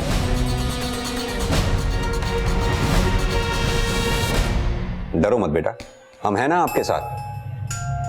अब आपके साथ कोई कुछ नहीं करेगा। और हाँ, अब आपकी मम्मी को यानी उर्मिला जी को हम जल्दी ही ढूंढ लेंगे। कब देखा था आपने अपनी मम्मी को आखिरी बार? अच्छा, जिसने आपका मुंह दबाया उसको देखा आपने? अमरमणि, गणेश, प्रिया, शीतल और निर्मला ने जो उसकी मां के साथ किया था वो शायद उसे जिंदगी भर नहीं भुला पाएगा। इस सब की वजह से उसकी मानसिक स्थिति पर काफी असर पड़ा है, जिससे उभरने की वो अब भी कोशिश कर रहा है। आखिरकार पुलिस को गुड्डू के साथ साथ मुजरिमों का भी पता चला। जो बात पता चलनी बाकी थी वो ये थी कि इन लोगों ने उर्मिला को क्यों मारा। एक बड़ी चुनौती ये भी थी कि मुजरिमों की पहचान तो हो चुकी थी, लेकिन इससे पहले कि पुलिस कुछ कर पाती, अमरमणि, गणेश, प्रिया और निर्मला एक साथ गायब हो गए। संजय की तो पुलिस को काफी वक्त से तलाश थी, पर उनकी हर मुमकिन कोशिश असफल साबित हो रही थी। सर, फैमिली का अब तक कुछ पता नहीं चला है। हमारे कांस्टेबल ने बोट से नदी में काफी दूर तक ढूंढा, लेकिन उनके हाथ कुछ नहीं लगा। राजवीर, इन लोगों ने उर्मिला को मार के गुड्डू को एक अनजान जगह पर छोड़ दिया। इन सब के बाद कत्ल होता है शीतल का, यानी शीतल से कोई इन्हें बड़ा खतरा था। सर, मुंह खोलने का खतरा? एग्जैक्टली। अब इस सीन में बचते हैं 5 लोग, अमरमणि, गणेश, प्रिया, निर्मला और संजय। डेफिनेटली संजय ने गुड्डू का मुंह दबाया होगा और वो इस मर्डर में शामिल भी है, इसलिए वो अभी तक फरार है। अब सवाल ये उठता है कि आखिर ये सब हुआ क्यों? क्या उर्मिला के होने से अमरमणि परिवार को जान का खतरा था? सर, वैसे ये तो वो कैरेक्टर्स हैं जो सामने क्लियर दिख रहे हैं, इन पर्दे के पीछे अनिरुद्ध और माधुरी तो नहीं। आखिर पूरे परिवार वाले इन दोनों को साइड में करके प्लानिंग क्यों करेंगे? आधी कहानी हमें पता चल चुकी है और बाकी की आधी तुम दोनों इज्जत से बता दो, वरना जब हम अपनी औकात पे आते हैं ना तो अच्छे से अच्छे कहानियां बनाना भूल जाते हैं। बताओ, तुम्हारे परिवार ने मिलकर उर्मिला का खून क्यों किया? सर, ऐसा कुछ हुआ ही नहीं है और आप कुछ भी बोलेंगे हम मान लेंगे। आप जिस कहानी की बात कर रहे हैं उसमें कोई सच्चाई नहीं है, वो सिर्फ एक कहानी है। हमारे पास गवाह भी हैं और सबूत भी कि तुम्हारे परिवार ने मिलकर उर्मिला का खून किया है। पहले शीतल झूठ बोल रही थी, फिर पूरा परिवार, अब तुम दोनों सच सच बता दो, वरना तुम्हें पता है कि हम क्या करेंगे। सर, आपको दिखाई नहीं दे रहा? पहले शीतल गायब हुई, मैंने उसे खो दिया, अब मेरी पूरी फैमिली गायब है। सर, आप कुछ करते क्यों नहीं? मुझे तो डर है ये सब जो कोई भी कर रहा है कहीं वो मेरी पूरी फैमिली के साथ भी। सर, हम लोग सच कह रहे हैं, हमें कुछ नहीं पता। आप ही सोचिए, अगर हम दोनों को कुछ भी पता होता तो क्या हम आपके सामने इस तरह बैठे होते? राजवीर, ये केस जितना सुलझा हुआ दिखता है उतना उलझा हुआ भी है। समझ में नहीं आ रहा कि आखिर इन सब ने ये मर्डर किया क्यों, वजह क्या थी इसके पीछे? सर, मुझे अब तक ये समझ में नहीं आया कि इस शीतल का संजय के साथ गिफ्ट वाला चक्कर क्या है। जो एंगल हमें दिखाई दे रहा है क्या वही सच है, या उन गिफ्ट्स के पीछे कुछ ऐसा भी है जो हमें दिखाई नहीं दे रहा? इतने महंगे गिफ्ट्स, सारे यूज किए हुए, जिसको जरूर शीतल ने इस्तेमाल करके लौटा दिए होंगे, और ऊपर से इन गिफ्ट्स के रिकॉर्ड जो संजय ने खुद लिख के रखे थे। ये गिफ्ट्स जहां से खरीदे गए उन दुकानों को ट्रेस करो, महंगे गिफ्ट्स हैं, हो सकता है पेमेंट कैश में ना की गई हो। अगर संजय का खुद का कोई सोर्स ऑफ इनकम नहीं था तो उसने कहीं ना कहीं से कुछ ना कुछ तो जुगाड़ लगाया ही होगा। लोगों से पता करो क्या उन्होंने शीतल और संजय को एक साथ आते जाते देखा था, और पॉसिबल हो तो दुकानों के सीसीटीवी फुटेज चेक करो। सर,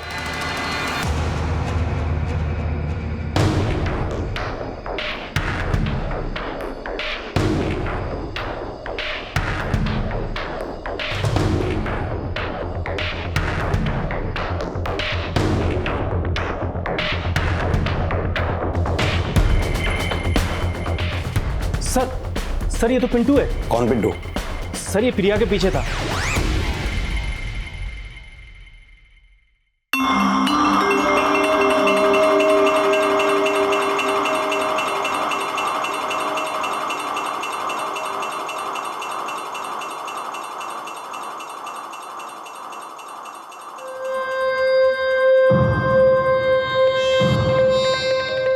सर, उन दोनों की लव स्टोरी धीरे धीरे आगे बढ़ रही थी और प्रिया ने एक बार भी नहीं सोचा कि इस लव स्टोरी का कोई मतलब ही नहीं है,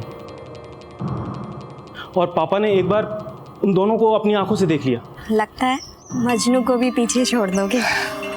तुम हमारी लैला बन जाओ तो मजनू को क्या, मिक्का को भी पीछे छोड़ देंगे। मैं बताता हूँ तू क्यों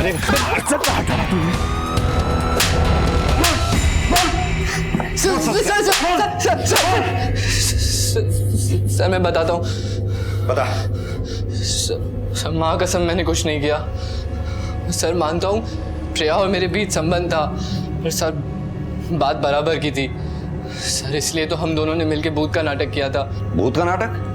हाँ सर, वो दरअसल प्रिया के पापा जी ने हमें देखा तो उन्होंने हमें तो कूटा ही और साथ ही साथ प्रिया का घर से निकलना मुश्किल कर दिया।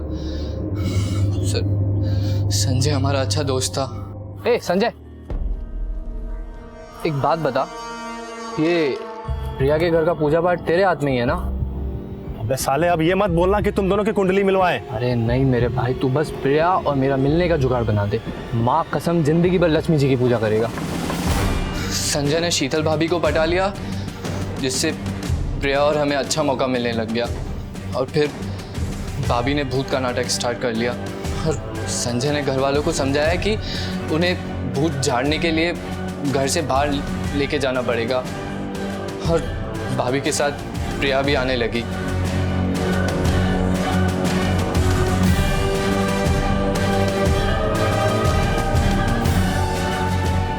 कभी कभी प्रिया की माँ जी और भाभी भी आते थे, पर उसमें संजय संभाल लेता था।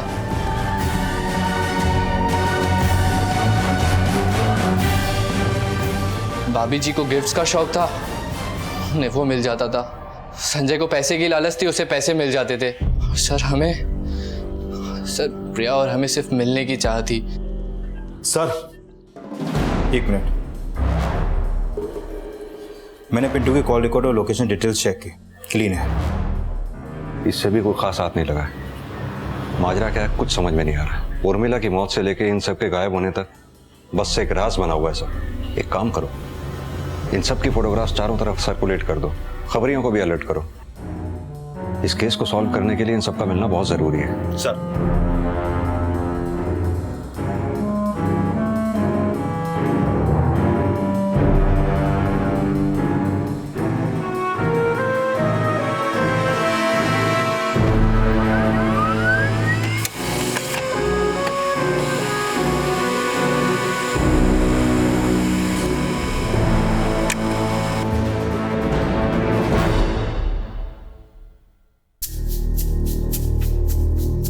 अनिरुद्ध, तुम कब तक ऐसे बैठे रहोगे? और फिर गणेश भी तो नहीं है ना। देखो, किसी के चले जाने से लाइफ नहीं रुक जाती। अच्छा छोड़ो, देखो मैं तुम्हारी पसंद का खाना लाई हूँ, सब कुछ तुम्हारी पसंद का बनाया। प्लीज खा लो, प्लीज। चलो मैं खिला देती हूँ।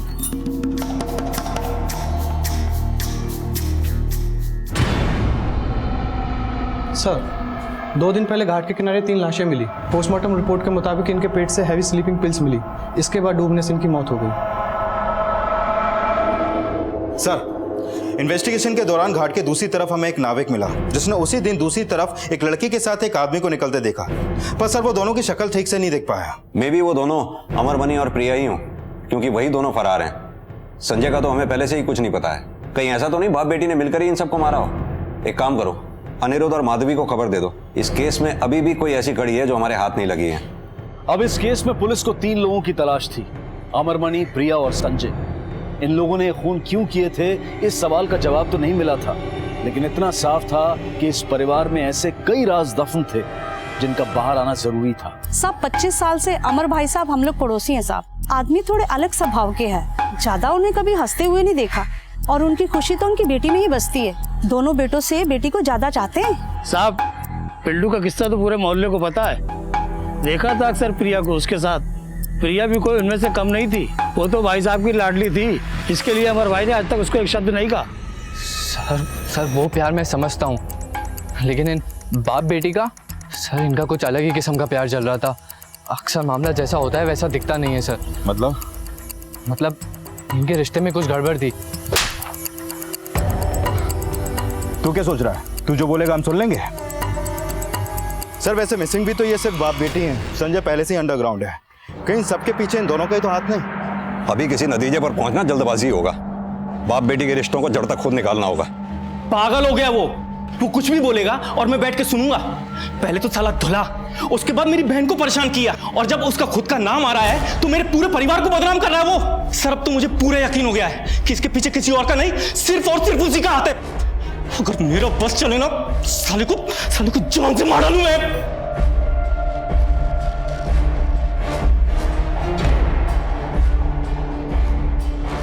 उस आदमी का क्या भरोसा सर, कुछ भी कर सकता है वो।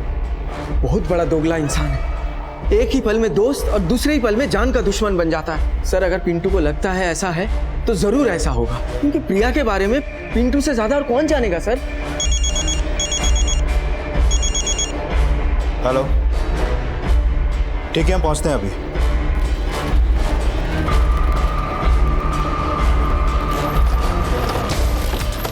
हटो सामने से, साइड। मौत को अभी 24 घंटे भी पूरे नहीं हुए सर। विक्टिम ने मरने से पहले अपने आप को बचाने की ज्यादा कोशिश नहीं की। इसका गला किसी दुपट्टे या गमछे जैसी चीज से घोटा गया है। राजवीर, ये पिंटू, अनिरुद्ध और माधुरी, इन सबको चेक करो। संजय की तलाश और तेज कर दो। आसपास की स्टेट्स में कोऑर्डिनेट करो, खासतौर से मंदिरों में, क्योंकि संजय को अपनी जिंदगी गुजारने के लिए कुछ ना कुछ काम तो करना ही पड़ेगा। ये अनिरुद्ध और माधुरी से भी कुछ अच्छे संकेत नहीं मिल रहे हैं। इनको भी अच्छी तरह से खंगालो, सारे एंगल्स को दोबारा से क्रॉस चेक करो, कहीं ना कुछ मिसिंग जरूर है। सर ये अनिरुद्ध और माधुरी तो बचपन के दोस्त निकले, स्कूल कॉलेज सब साथ में हुआ इन लोगों का। कहीं ऐसा तो नहीं इन दोनों के बीच ही एक चिंगारी हो जिसकी वजह से बाकी के परिवार वाले जल गए? नहीं सर, अब जो खबर मैं आपको देने वाला हूँ वो इससे भी ज्यादा चौंका देने वाली है।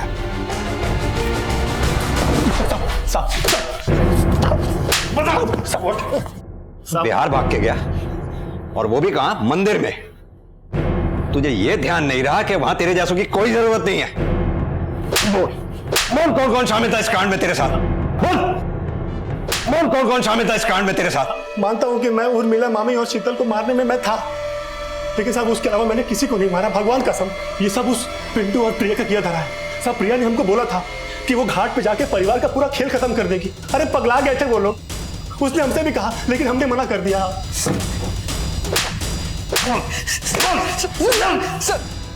सब सच भौंक दे। अब एक सेकंड का भी अगर पॉज लिया ना तो तेरी अलग से जबान बाहर खींच लूंगा। सर वो उर्मिला मामी को सब पता पड़ गया था और सर वो सबको बता देती सर, इसलिए हमने सोचा कि हम उन्हें रास्ते से हटा देंगे। बता बाकियों ने तेरा साथ क्यों दिया?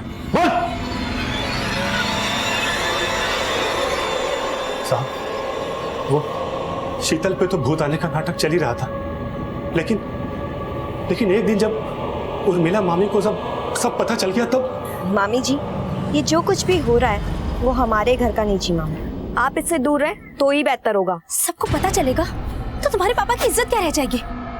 मुझे तो उन्हें बताना ही पड़ेगा। और इस उम्र में भला कोई करता है ऐसा? लगता है वक्त आ गया है कि आपको ना मोक्ष की प्राप्ति हो।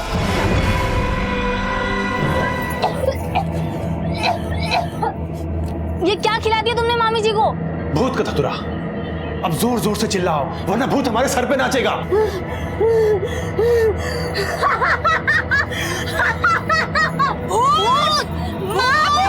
फिर हमने सबको ये कहा कि जो भूत शीतल के अंदर आता है वो अब उर्मिला मामी के अंदर आ चुका है, और अगर अब ये भूत किसी के अंदर आया तो उसकी मौत हो जाएगी। सब परिवार वाले बहुत डर गए। फिर हमने कहा कि अगर उर्मिला मामी को ही मार दिया जाए तो ये भूत का खेल हमेशा हमेशा के लिए खत्म हो जाएगा। सर इन सब के बाद शीतल भाभी की हालत पतली हो गई। सर वो कभी भी किसी को जाके सब बता सकती थी, इसलिए हमें तो लाशें 3 मिली थी, गणेश, निर्मला और नाविक की। तो फिर अमरमणि की लाश? सबको मारने के बाद प्रिया और मेरा प्लान था कि हम लापता हो जाएंगे। तो सर जैसे ही आपने हमको पकड़ा सर हमें डर लगा कि अगर आप प्रिया तक पहुंचे तो वो सारा इल्जाम हम पर ठोक देगी। जुर्म की रोशनी देखने में तो बड़ा मजा आता है पिंटू, लेकिन उसकी चकाचौंध मुजरिम को कब अंधा कर देती है उसे पता भी नहीं चलता। प्रिया ने तो तेरे प्यार में क्या क्या प्लान किए थे, और आखिर उसको मारा भी तो किसने? खुद उसी के प्यार ने। सही कहते हैं शायद लोग, जैसी करनी वैसी भरनी। और तू तो धर्म का ज्ञानी था, लालच ने तेरे ज्ञान पे भी पर्दा डाल दिया जो तू इनके साथ हो लिया। अब देना प्रवचन अपने कुकर्मों का सलाखों के पीछे।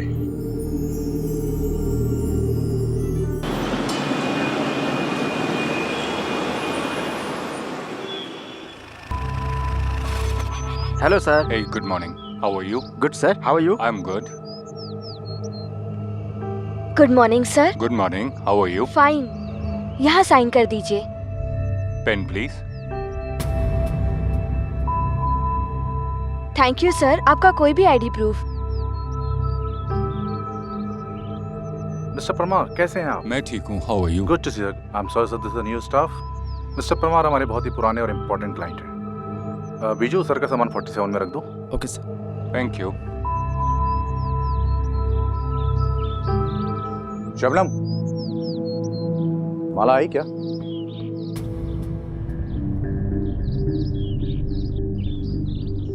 इधर आओ। टाइम क्या हुआ है? सॉरी सर, लेट हो गई। वो बेटी। यार तुम है ना ज्यादा फायदा मत उठाया करो। मैं लास्ट वार्निंग दे रहा हूँ, अगर आगे से देर से आई तो काम से बाहर समझो। और अब खड़ी खड़ी मेरा मुंह मत देखो, जाओ और तैयार हो। Get out. काजल, तेरे पास सिटी भी नहीं गया? क्यों, क्या हुआ? अरे देख ना यार, जल्दी जल्दी में फट गया थोड़ा सा। तू भी ना। देखना है क्या? नहीं है बाबा।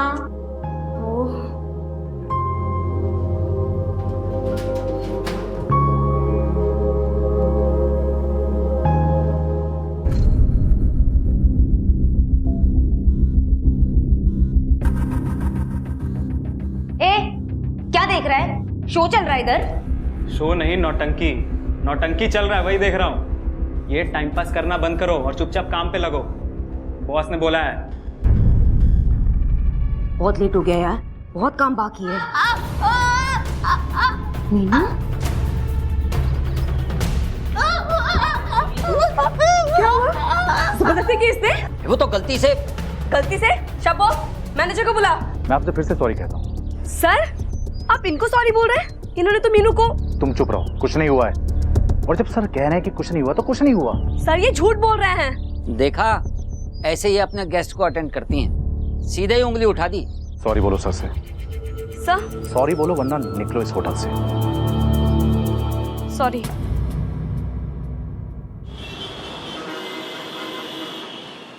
ए चिंकी बेटा, देखो देखो कौन है। मम्मी आई। मम्मी। चल, હું जाऊँ છું माला। थैंक यू मासी, आप है तो इसलिए मैं जा पाती हूँ, वरना एमा शू થઈ ગયું माला। और वैसे भी मुझे काम क्या होता है, चिंकी होती है तो मुझे भी अच्छा लगता है। चल, હું जाऊँ છું, आवजे।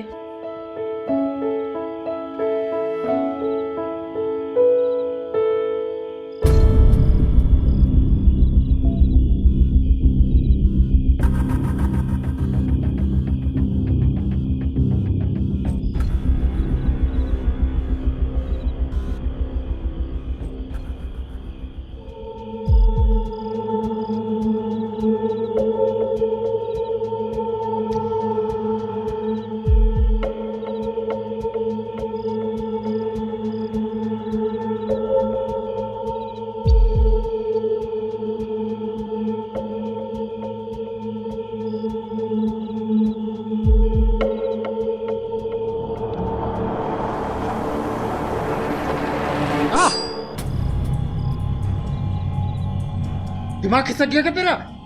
पागल हो गई है? अभी तो सिर्फ खरोचा है, फिर से मेरे घर में घुसने की कोशिश की तो काट डालूंगी, समझा? भूल गई तू पहले क्या थी? 2 टके की। रे, क्या बोला? फिर से बोल।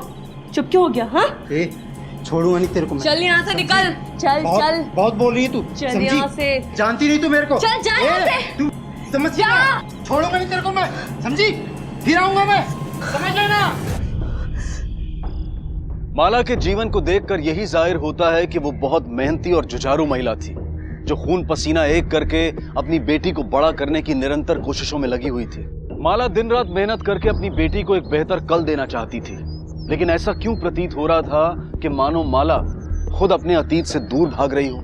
क्या वाकई माला के अस्तित्व की इस ऊपरी परत के नीचे कोई गोपनीय राज छिपा हुआ था? और वो कौन शख्स था जो माला के घर में घुसकर उसे धमकाकर चला गया था? आखिर ऐसा क्या छुपा हुआ था उसके बीते हुए कल में जो उसकी आने वाली जिंदगी पर इतना गहरा असर छोड़ गया था? और क्या वो राज सही में उसके लिए खतरा बन सकता था? कल वो हरीश आया था फिर से, तो पुलिस में कंप्लेन क्यों नहीं करती है? नहीं कर सकती, आप जानती हो ना। चलो चलो। सोनू, अगर आप मम्मा को जाने नहीं दोगे तो मम्मा लेट हो जाएगी ना, और फिर मम्मा को डांट पड़ेगा, नहीं ना? बाय। ए चंकी, तू बड़ी होके ना बिल्कुल तेरी मम्मी जैसी बनना, एकदम बहादुर। क्या है? हाँ, पिछले 1 हफ्ते में माला 2 बार लेट आई, मुझे इसके बारे में पता भी नहीं। सर सुबह तो देखा तब नहीं, अभी दिखाई नहीं दे रही। सर वो आई है, वो इधर ही है, कुछ काम कर रही होगी, मैं उसको बुला के लेके आती हूँ। माला, माला, माला, माला,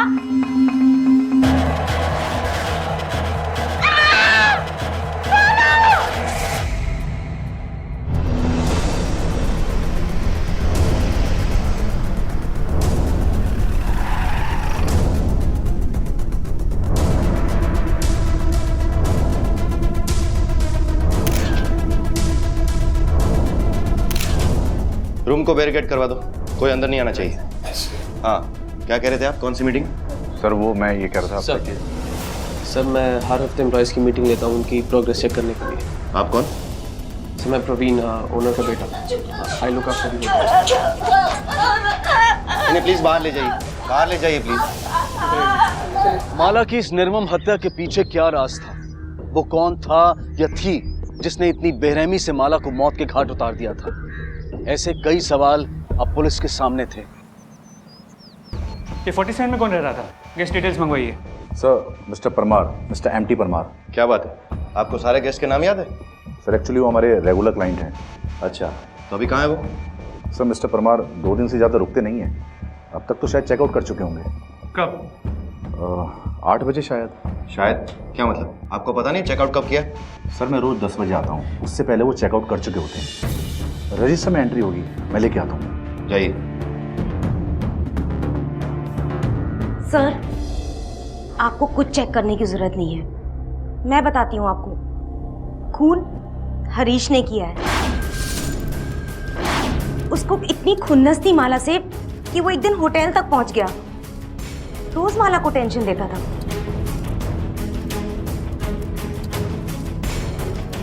कीधु तो मैंने एक बार नहीं बार बार बोला था, आखिर वही हुआ ना। साहब, मैंने खुद माला को बोला था कि वो हरीश का कुछ कर, वरना वो तुझे तंग करता रहेगा। कल वो हरीश आया था फिर से, तो पुलिस में कंप्लेन क्यों नहीं करती है? मार ही डाला ना। अरे रे भगवान, अब बेचारी नु हमें शू थशे। साहब, इन्हें छोड़ता नहीं, कड़ी से कड़ी सजा देना उसको, छोड़ना मत उसे। पहले गुनाह तो बताओ साहब। तू नहीं जानता? माला के बारे में मेरे को क्या पता साहब? मर गई साली, अच्छा हुआ। साले? क्यों रे, क्या बिगाड़ा था उसने तेरा? वो क्या बिगाड़ेगी साहब, उसको तो खाली धमकी देना आता था। किस बात की धमकी? अरे छोड़ो ना साहब, मर गई ना, हमें शू बुलवानो। चुपचाप बता, तुम दोनों के बीच चल क्या रहा था? अरे सर, जो औरत मर्द के बीच चलता है वही चलेगा ना साहब, आप भी ना। नहीं साहब। बोल।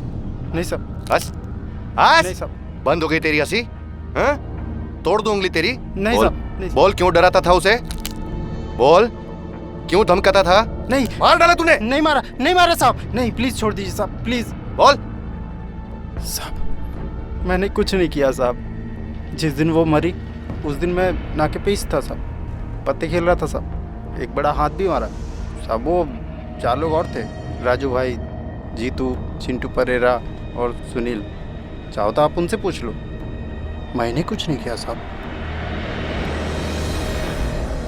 सर, हरीश सच कह रहा था, उस दिन वो पूरा दिन नाके पे ही था, वहाँ के कई लोगों ने उसे वहाँ देखा है, लगता है उसे छोड़ना पड़ेगा। कुछ न कुछ इन्फॉर्मेशन उसके पास जरूर होगी, पीछा जो करता था उसका। सड़ा उसे बेंच पर। और कोई इन्फॉर्मेशन? सर, फोरेंसिक रिपोर्ट, इसके मुताबिक कमरे में किसी भी चीज पे कोई खून के निशान नहीं थे। क्लियर है, किसी भारी चीज से वार किया गया है, और हमारी इन्वेस्टिगेशन में वो चीज हमने मिस कर दी है। क्या हो सकती है ये भारी चीज? ये तो होना ही था, अब ऐसी लड़कियों का यही हाल होता है ना साहब। ऐसी लड़कियां मतलब? कुछ याद है उस दिन किसी को देखा था तुमने यहाँ? कोई अजीब बात, कोई इंसान, कुछ याद है तुम्हें? मैंने आपको बोला ना सर, वो हरीश वो बहुत कमीना है। एक बार तो वो होटल के अंदर भी घुस गया था, किसी को नहीं पता कैसे। मुझे तो उसी पर शक है।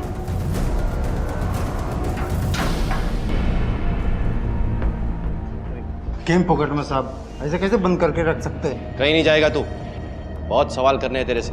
हमें ये पता लग चुका है कि माला क्या काम करती थी वगैरह वगैरह। कब से जानता था उसे? वो 4 साल पहले मिला था। क्या यार, कोई आ ही नहीं रहा है, पक गई हूँ मैं। तब वो कहाँ मर गए सारे के सारे मजनू। ये डाली चलती है क्या? धंधा मंदा है, लेकिन इतना बुरा भी दिन नहीं आया कि तेरे जैसे फकीर के साथ चलो। चल। आज ये फकीर तेरे को अमीर बनाएगा। आज पत्तों में अपन की बात थी, ये देख नाम लिखा है इस पे तेरा। चल।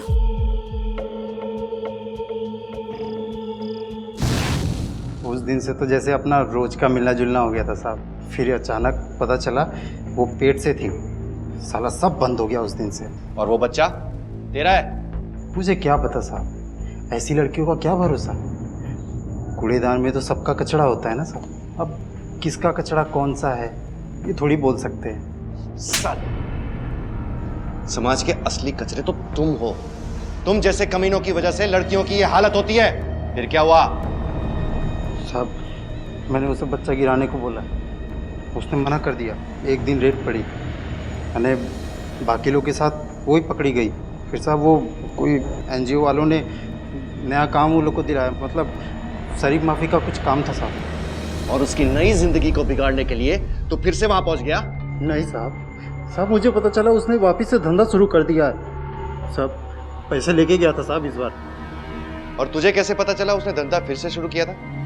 साहब मैं वो होटल जाया करता था ना, तो वहीं पता चला मेरे को। वो उसका चक्कर चल रहा था और भी लोगों के साथ। किसके साथ चक्कर था उसका? सब होगा कोई नया बकरा। वेश्यावृत्ति से जुड़ी माला जैसी महिलाओं के रिहैबिलिटेशन के लिए सरकार और निजी संगठन कई योजनाएं चलाते हैं, लेकिन बदकिस्मती से कई महिलाएं दोबारा इस जिस्म फरोशी के दलदल में खींच ली जाती हैं, फांस ली जाती हैं। और इसकी जिम्मेदार सिर्फ खुद ये महिलाएं नहीं हैं, बल्कि हमारा समाज भी है, जो इनके पुनर्वसन का प्रचार तो करता है लेकिन इनकी आलोचना करने से भी बाज नहीं आता। वास्तव में वो समाज ही है जो माला जैसी अनगिनत महिलाओं को उनका अतीत भूलकर आगे नहीं बढ़ने देता। क्या माला भी समाज के इसी दोगले रवैये का शिकार थी? क्या उसके भविष्य की हत्या उसके अतीत के हाथों हुई थी? आए दिन प्रोस्टिट्यूशन से बचकर भागने वाली लड़कियां फिर से उसी चंगुल में फंसती है। कहीं माला भी उसी तरह से? और उस पर तो अपनी बेटी को बड़ा करने का प्रेशर भी था। हो सकता है कि उसका कोई पुराना क्लाइंट होटल में मिल गया हो इत्तेफाकन। हो सकता है, या फिर पैसों का लालच। शाह, उस दौरान जो गेस्ट वहां पर रुके थे उन सबकी लिस्ट थी ना तुम्हारे पास? सबसे पूछताछ की? सर सबसे पूछताछ हो गई, सिर्फ उस परमार से कांटेक्ट नहीं हो पा रहा जिसने उस दिन उस रूम से चेकआउट किया। और मैनेजर ने अभी अभी बताया कि उसने ऑफिशियली चेकआउट भी नहीं किया है। इतनी खास इंफॉर्मेशन वो अभी दे रहा है? इस परमार का एड्रेस निकालो, दर्शन देने का टाइम हो गया है। मुझे नहीं पता कि वो कहाँ है। वापी में प्लांट से माल लेने के लिए जाते हैं और वहीं रहकर आते हैं। नॉर्मली 2-3 दिनों में वापस आ जाते हैं। पता नहीं इस बार ऐसा क्यों। उनका कोई फोन वोन आया था? नहीं, मैंने ट्राई किया था लेकिन लग नहीं रहा था। लेकिन आप उन्हें क्यों ढूंढ रहे हैं? क्योंकि हमें कुछ इन्फॉर्मेशन चाहिए। कहाँ गए वो? अहमदाबाद शायद। वहाँ पे कोई परिवार वगैरह है? कोई रिश्तेदार जिनका एड्रेस मिल सके? हाँ, एक डायरी है, मैं लेकर आती हूँ। देखिए, हमें ऐसा क्यों लग रहा है कि आप हमसे कुछ छुपा रही है? नहीं, ऐसा तो कुछ नहीं है। अभी तो सिर्फ पूछताछ चल रही, लेकिन इन फ्यूचर हमें ये पता चला कि आपने हमसे कुछ छुपाया है तो बहुत बड़ी मुसीबत खड़ी हो सकती है। बेहतर यही होगा कि आप हमें बता दें। वो कुछ दिनों से मुझे ऐसा लग रहा है कि मुझे शक था कि शायद उनका किसी के साथ वापी में शायद कोई और औरत है। लास्ट टाइम की तरह इस टाइम नहीं होगा वो। मैं पहुंच जाऊंगा। एक मीटिंग है, उसके बाद मैं डायरेक्टली 7 बजे होटल पहुंचूंगा। लेकिन एक बात बोल दूं, किसी और क्लाइंट को अपना टाइम वाइम मत देना। इस बार मेरे को तेरा पूरा वक्त चाहिए, बिना झिक-झिक के, समझी ना?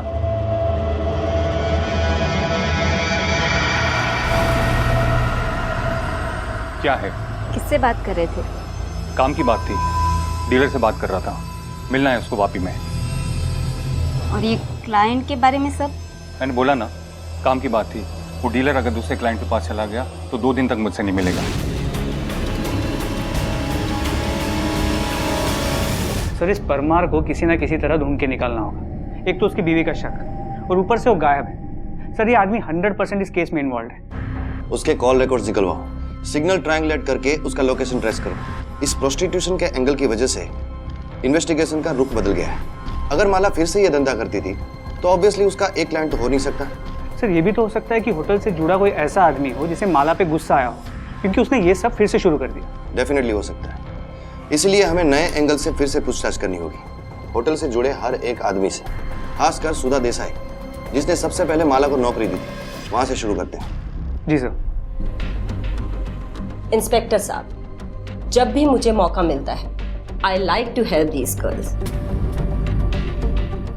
अगर मैं इनके लिए कुछ कर सकती हूँ तो क्यों ना करूँ? अगर मेरी हेल्प से इनकी जिंदगी बदल जाती है देन व्हाई नॉट? अब आप ही देखिए ना, 1 साल हुआ है मीनू, माला और शबनम को यहाँ आए हुए। कितनी डिग्निफाइड जिंदगी बिता रही हैं तीनों। दोनों? ओया, दोनों। आपकी हाल ही में माला से कुछ बात हुई थी? उसका होटल में किसी स्टाफ के साथ या किसी कस्टमर के साथ कोई खास लगाव?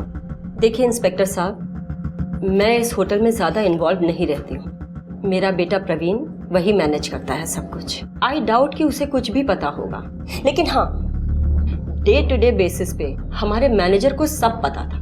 लेकिन ये हमारी गलती कहिए या जो भी कहिए कि हमने ध्यान नहीं दिया, हमने सब कुछ अपने मैनेजर पर छोड़ दिया। वैसे भी इन तीनों लड़कियों का यहाँ एम्प्लॉय करना हमारे मैनेजर को कभी पसंद नहीं था, क्योंकि शायद वो प्रोफेशनली करेक्ट भी था, क्योंकि उसके हिसाब से इन लड़कियों को एम्प्लॉय करने से हमारी होटल की रेपुटेशन जाती है। And I am really hurt कि माला दोबारा इस प्रोफेशन में चली गई है। मेरी उन तीनों से कोई पर्सनल प्रॉब्लम नहीं है, और माला से तो बिल्कुल नहीं। वो तो ये सब छोड़ के नौकरी करके अकेले एक बच्चे को बड़ा कर रही थी, जो कि आसान नहीं है, लेकिन माला कर रही थी। और जब मुझे पता लगा कि वो ये सब छोड़ के उसने ये धंधा फिर से शुरू कर दिया है, तो मुझे दुख हुआ। आप चाहें तो और लड़कियों से पूछ सकते हैं, मैं एकदम सच कह रहा हूँ। हाँ सर, वो सिर्फ दिखाता है कि वो सख्त है, अंदर से वो मोम है। अच्छा है बेचारा, उसे सच में हमारी परवाह है। प्रॉब्लम तो क्या प्रॉब्लम? तो क्या? बोलो, डरो मत। प्रॉब्लम तो सर प्रवीण सर को है। वो पहले से ही हमसे चिढ़ते थे। वो तो सुधा मैम ने बोला इसलिए वो मान गए, वरना तो। और जब से पता चला कि हम तीनों में से किसी ने धंधा शुरू कर दिया है, तब से तो वो। जल्दी जल्दी इधर आओ, इधर आओ जल्दी। इधर आओ जल्दी, इधर आ। क्या हो रहा है यहाँ पे? हाँ, क्या हो रहा है यहाँ पे? मेरे रिजॉर्ट में जो भी होता है ना, मुझे सब समझ में आ जाता है। मेरी माँ ने तुम लोगों पे तरस खाया, तुमको यहाँ पे नौकरी दी, हाँ, तुम पे विश्वास किया। मैंने उसे पहले ही बोल दिया था तुम लोग विश्वास करने के लायक नहीं हो। मुझे ना सीधा जवाब चाहिए। चुपचाप मुझे बता दो, तुम तीनों में से ये गंदा काम कौन कर रहा है यहाँ पे? कौन कर रहा है प्रोस्टिट्यूशन यहाँ पे?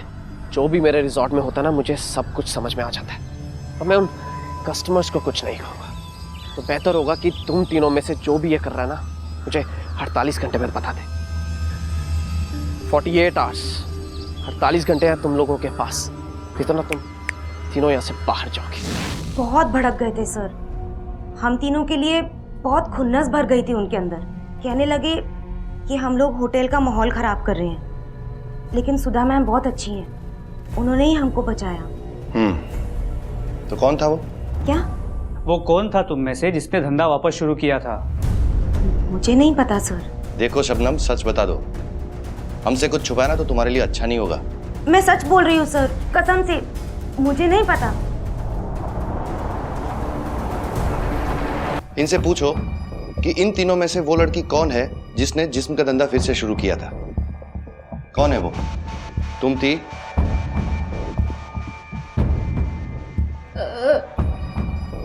नहीं नहीं, मैं सोच भी नहीं सकती हूँ। बहुत मुश्किल से छुटकारा मिला है। मैं वो काम कभी नहीं करूँगी। तो फिर माला? माला बहुत अच्छी थी। माला मेरा, हम सब का ख्याल रखती थी। वो खुद की लाइफ को बदलना चाहती थी। वो यह कर नहीं सकती। उसके साथ बहुत बुरा हुआ है। प्लीज़ आप उसके मारने वाले को खोज निकालें। हाँ बोलो। ठीक है सर, परमार का पता चल गया।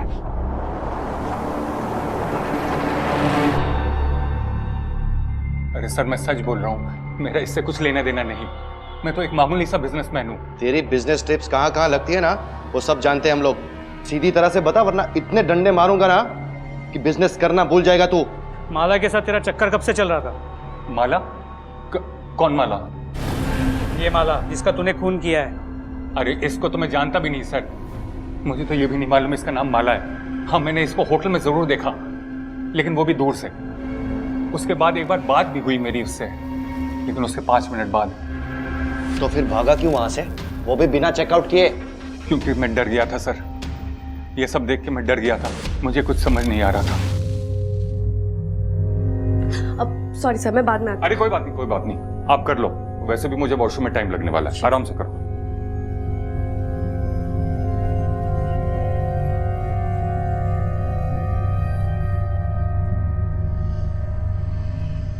बस हाँ, सब देख रहा हूँ मैं यहाँ पर। तुम गलत समझ रहे हो। मैं कुछ गलत नहीं समझ रहा। हाँ सब पता चल गया मुझे, तुम ये सब गंदे काम कर रही हो ना। अरे ये स्कर्ट पहले से ही अरे मैं तो तुम्हारी जिम्मेदारी भी ले रहा था। सबसे छुपाकर। ए बस हाँ, तू कुछ और नहीं बोलेगी, समझ में आई तुझे?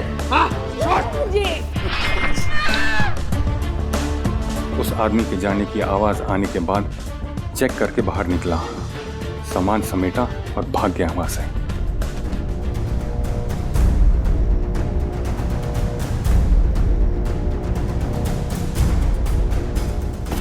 पर तू वहां माला को मरता हुआ छोड़ के भाग गया। मेरा उससे कुछ लेना देना नहीं था माला से, तो मैं उसको क्यों मारता? देख हम सब जानते हैं, तेरा और उसका चक्कर चल रहा था ना। यहाँ आने से पहले तू उसे फोन करता था ना, और फिर होटल रूम में जाके तुम दोनों टाइम पास करते थे। सर वो ये नहीं थी सर। तो कौन थी वो? सर उसका नाम शबनम है, और वो भी उसी होटल में काम करती है। मेरा माला के साथ कुछ लेना देना नहीं है सर। तेरा लेना देना किन किन लोगों के साथ है ना, वो हम पता कर लेंगे। मैंने झूठ बोला, मुझे मेरी नौकरी बचानी थी, इसके अलावा मैंने और कोई झूठ नहीं बोला। ताकि लोगों का शक तुमसे हटकर माला पे जाए। और तुम्हारे इस झूठ की वजह से माला की जान गई हो तो किन किन लोगों को माला के बारे में ये झूठ बताया था तूने? सर मेरे को पता था कि विजू हम सबको बहुत हेट करता है, इसीलिए मैंने उसके कानों में ये बात डाली। मुझे पूरा भरोसा था कि वो 100% यह अफवाह जरूर फैलाएगा, और उसने वही किया। मैं क्या करूं सर, मुझे ये नौकरी की जरूरत है और मुझे पैसे भी कम पड़ रहे थे, लेकिन मैंने ये झूठ माला को फंसाने के लिए नहीं बोला, खुद को बचाने के लिए बोला। मैं जानती थी कि माला सबकी फेवरेट है और उसकी एक छोटी बच्ची भी है। सर मुझे पूरा भरोसा था कि सुधा मैम, मैनेजर और प्रवीण सब उसको माफ कर देंगे, लेकिन मुझे नहीं पता था कि कोई उसको खून कर देगा। सर माला ने मुझे और मीनू को बहुत संभाला है, एकदम अपनी बहन की तरह, और मैंने उसके साथ क्या किया? तुमने अभी ये बताया कि विजू तुम सबसे नफरत करता था। किन किन लोगों को बताया होगा उसने माला के बारे में ये झूठ? सर सबको सबको बताया, और बताता भी क्यों नहीं? साहब गंदी नाली में रहती थी तो उधर ही रहो ना, बाहर निकलने की क्या जरूरत है? सब बिगाड़ के रख दिया। होटल क्या उनके बाप का है कि जहां देखो वहां धंधा खोल दिया? तो होटल क्या तेरे बाप का है जो तू डिसाइड करेगा कि कौन अंदर आएगा और कौन नहीं? और तू जो ये गंदी नाली की बात कर रहा है ना, वहां पे ये लड़कियां या तो बदकिस्मती से पहुंचाई जाती है या वहीं पे पैदा होती है। गंदी सोच तो तेरी है जो तेरे अंदर पैदा हुई, और ये कम था जो और लोगों में भी फैलाया तूने। गंदगी तूने फैलाई, उन लड़कियों ने नहीं, समझा? विश्वास नहीं होता ना? एक अकेली असहाय औरत असंख्य कठिनाइयों से जूझकर किसी तरह अपनी इकलौती बेटी को बड़ा करने का प्रण लिए जीती है। हिम्मत से डटकर हर मुश्किल का सामना करती है। इतना ही नहीं, अपने अतीत को पीछे छोड़कर उस पर भी विजय पा लेती है, पर आखिरकार हार जाती है एक अफवाह के सामने। अपने स्वार्थ के लिए फैलाया गया एक घिनौना झूठ बना माला का अंत। इससे यह साबित होता है कि एक मामूली अफवाह का परिणाम भी अत्यंत भयानक हो सकता है। इसलिए बेहद जरूरी है कि ना तो हम अफवाहों को पनपने दें और ना ही इन्हें फैलने दें। माला की हत्या का कारण तो पुलिस के सामने था, लेकिन हत्या करने वाला अब भी अदृश्य है। तो देखा जाए तो मोटे ऑलमोस्ट हर किसी के पास था। ये परमार, इसको तो सारा कच्चा चिट्टा हमारे सामने। हो सकता है इसने माला के साथ जबरदस्ती करने की कोशिश किया, माला ने इनकार कर दिया और इसका अपने गुस्से पे से काबू हट गया। ये प्रवीण और विजू, ये तो माला से नफरत करते ही थे, और इस शबनम का चक्कर सर कुछ समझ में नहीं आ रहा। सर ये सब झूठ बोल रहे हैं, और इस परमार ने तो खड़े खड़े कहानी बना दी उस आदमी और माला के बीच के झगड़े की। क्या कहा था उसने? किसी भारी चीज से वार? सर हमने पूरे कमरे की फोरेंसिक जांच की है, कुछ नहीं मिला। कुछ नहीं मिला क्योंकि वो चीज वहां पर मौजूद थी ही नहीं। वारदात वाले कमरे में जो ये लोहे का शो पीस था, वो स्टैच्यू हर एक कमरे में था। समझे तुम? जी सर।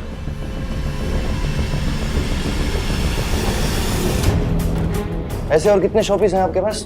सर सेकंड फ्लोर के कमरे में सुपीरियर डीलक्स रूम 12 होंगे सर। शाह, बाकी के 11 शोपीस को फॉरेंसिक के लिए भेजो एज सुन एज पॉसिबल।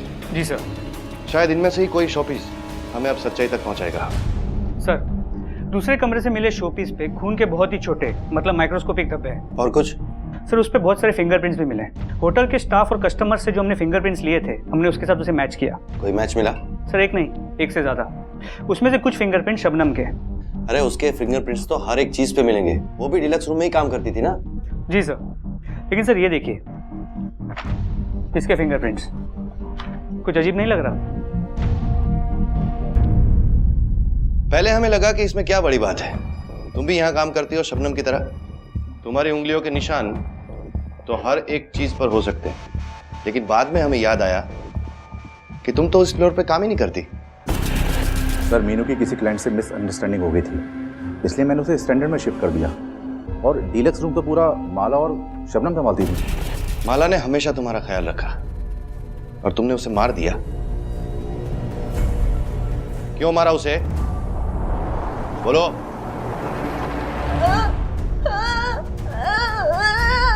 मैंने नहीं किया, मैंने नहीं मारा। माला दीदी थी मेरी, मैं उससे बहुत प्यार करती थी। लेकिन जब मैं उसे बुलाने गई तो मैंने देखा माला दीदी को मारते।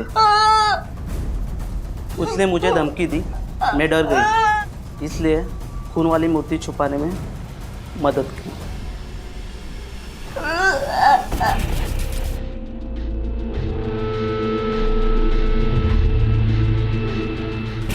अब चुपचाप बताओ कि तुम्हें धमकी किसने दी थी? हम जानते हैं कि तुम माला के बहुत करीब थी। हम लोगों को उसके हथियारे तक पहुंचने में मदद करो। बताओ, किसने माला को इतनी बेरहमी से मारा है?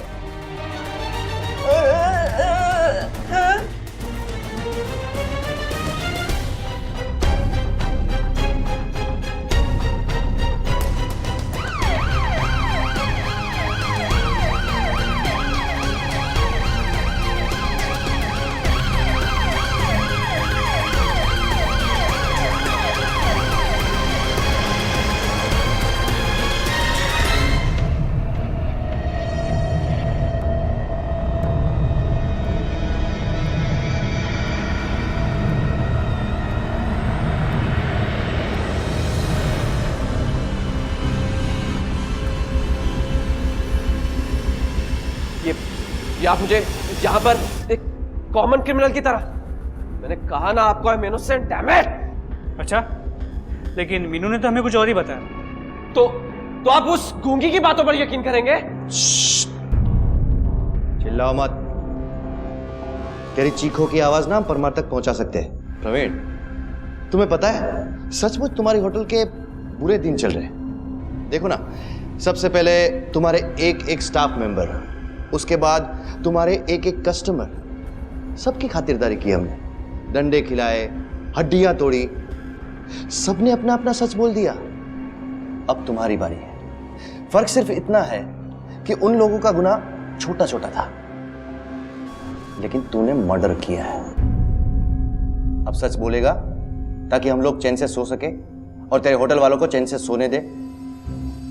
हमें ये तो पता चल गया था कि तुम माला से नफरत करते हो, और पिछले 6 महीनों में बात इतनी बिगड़ गई थी कि तुम एक दूसरे का चेहरा भी नहीं देख सकते थे। तो हमने सोचा पिछले 6 महीने का चक्कर क्या है, पता करते हैं। और इसीलिए हमने तुम्हारे फोन रिकॉर्ड्स निकलवाए। लेकिन उसमें भी एक अजीब बात सामने आई। 6 महीने पहले एक नंबर से तू घंटों बातें किया करता था। ये नंबर माला का है ना? फिर ऐसा क्या होगा कि तुम दोनों ने एक दूसरे से बात करनी बंद कर दी? बोलो, बोल। तू बोलेगा या मैं बुलवाऊं? हाँ हाँ, मैं नहीं मारा उसे। मारना नहीं चाहता था पर मारा। 1 साल पहले उसने मेरा रिसोर्ट ज्वाइन किया, सब कुछ नॉर्मल था। फिर हम दोनों को प्यार हो गया। 6 महीने तक सब ठीक था। फिर जब मॉम को पता चला तो वो चाहती थी कि ये सब बंद हो जाए, मैं सब बंद कर दूं। मैंने उसके बाद भी कोशिश की। ये धोखा ही तो है प्रवीण। आज मैं जो हूँ जहाँ हूँ तुम्हारी माँ की वजह से हूँ, और तुम मुझे बोल रहे हो उनको धोखा देने के लिए। अगर हम साथ रहेंगे तो उन्हें सच बताकर, वरना नहीं। दोनों बकवास बंद करो, नॉर्मल बातें करो, कुछ प्रैक्टिकल सोचो। ये फिलॉसफी ना मुझ पे मत झाड़ो। और तुम्हें तो बल्कि खुश होना चाहिए कि छिप छिप के सही पर ये रिश्ता तो आगे बढ़ रहा है ना, वरना तुम जैसी लड़कियों को ना ये भी नसीब नहीं होता। अब वैसे घूर क्या रही हो तुम? सही कहा तुमने, मुझ जैसी लड़कियों के नसीब में नहीं है ये सब। बर्दाश्त नहीं होता था मुझसे। 1 सेकंड में मेरा सब कुछ खत्म हो गया। माला मेरे इतने पास थी, लेकिन हमारे दरमियान कुछ भी नहीं था। लेकिन जब उस विजू ने मुझे आकर ये बताया कि इन 3 लड़कियों में से कोई एक लड़की फिर से धंधा करती है, तो वो मुझसे सहन नहीं हुआ। मुझे समझ आ गया कि एक बार की वैश्या ना पूरी जिंदगी की वैश्या है। मैंने अपनी आंखों से उसे उस परमार के कमरे में देखा, अपने कपड़े एडजस्ट कर रही थी वो।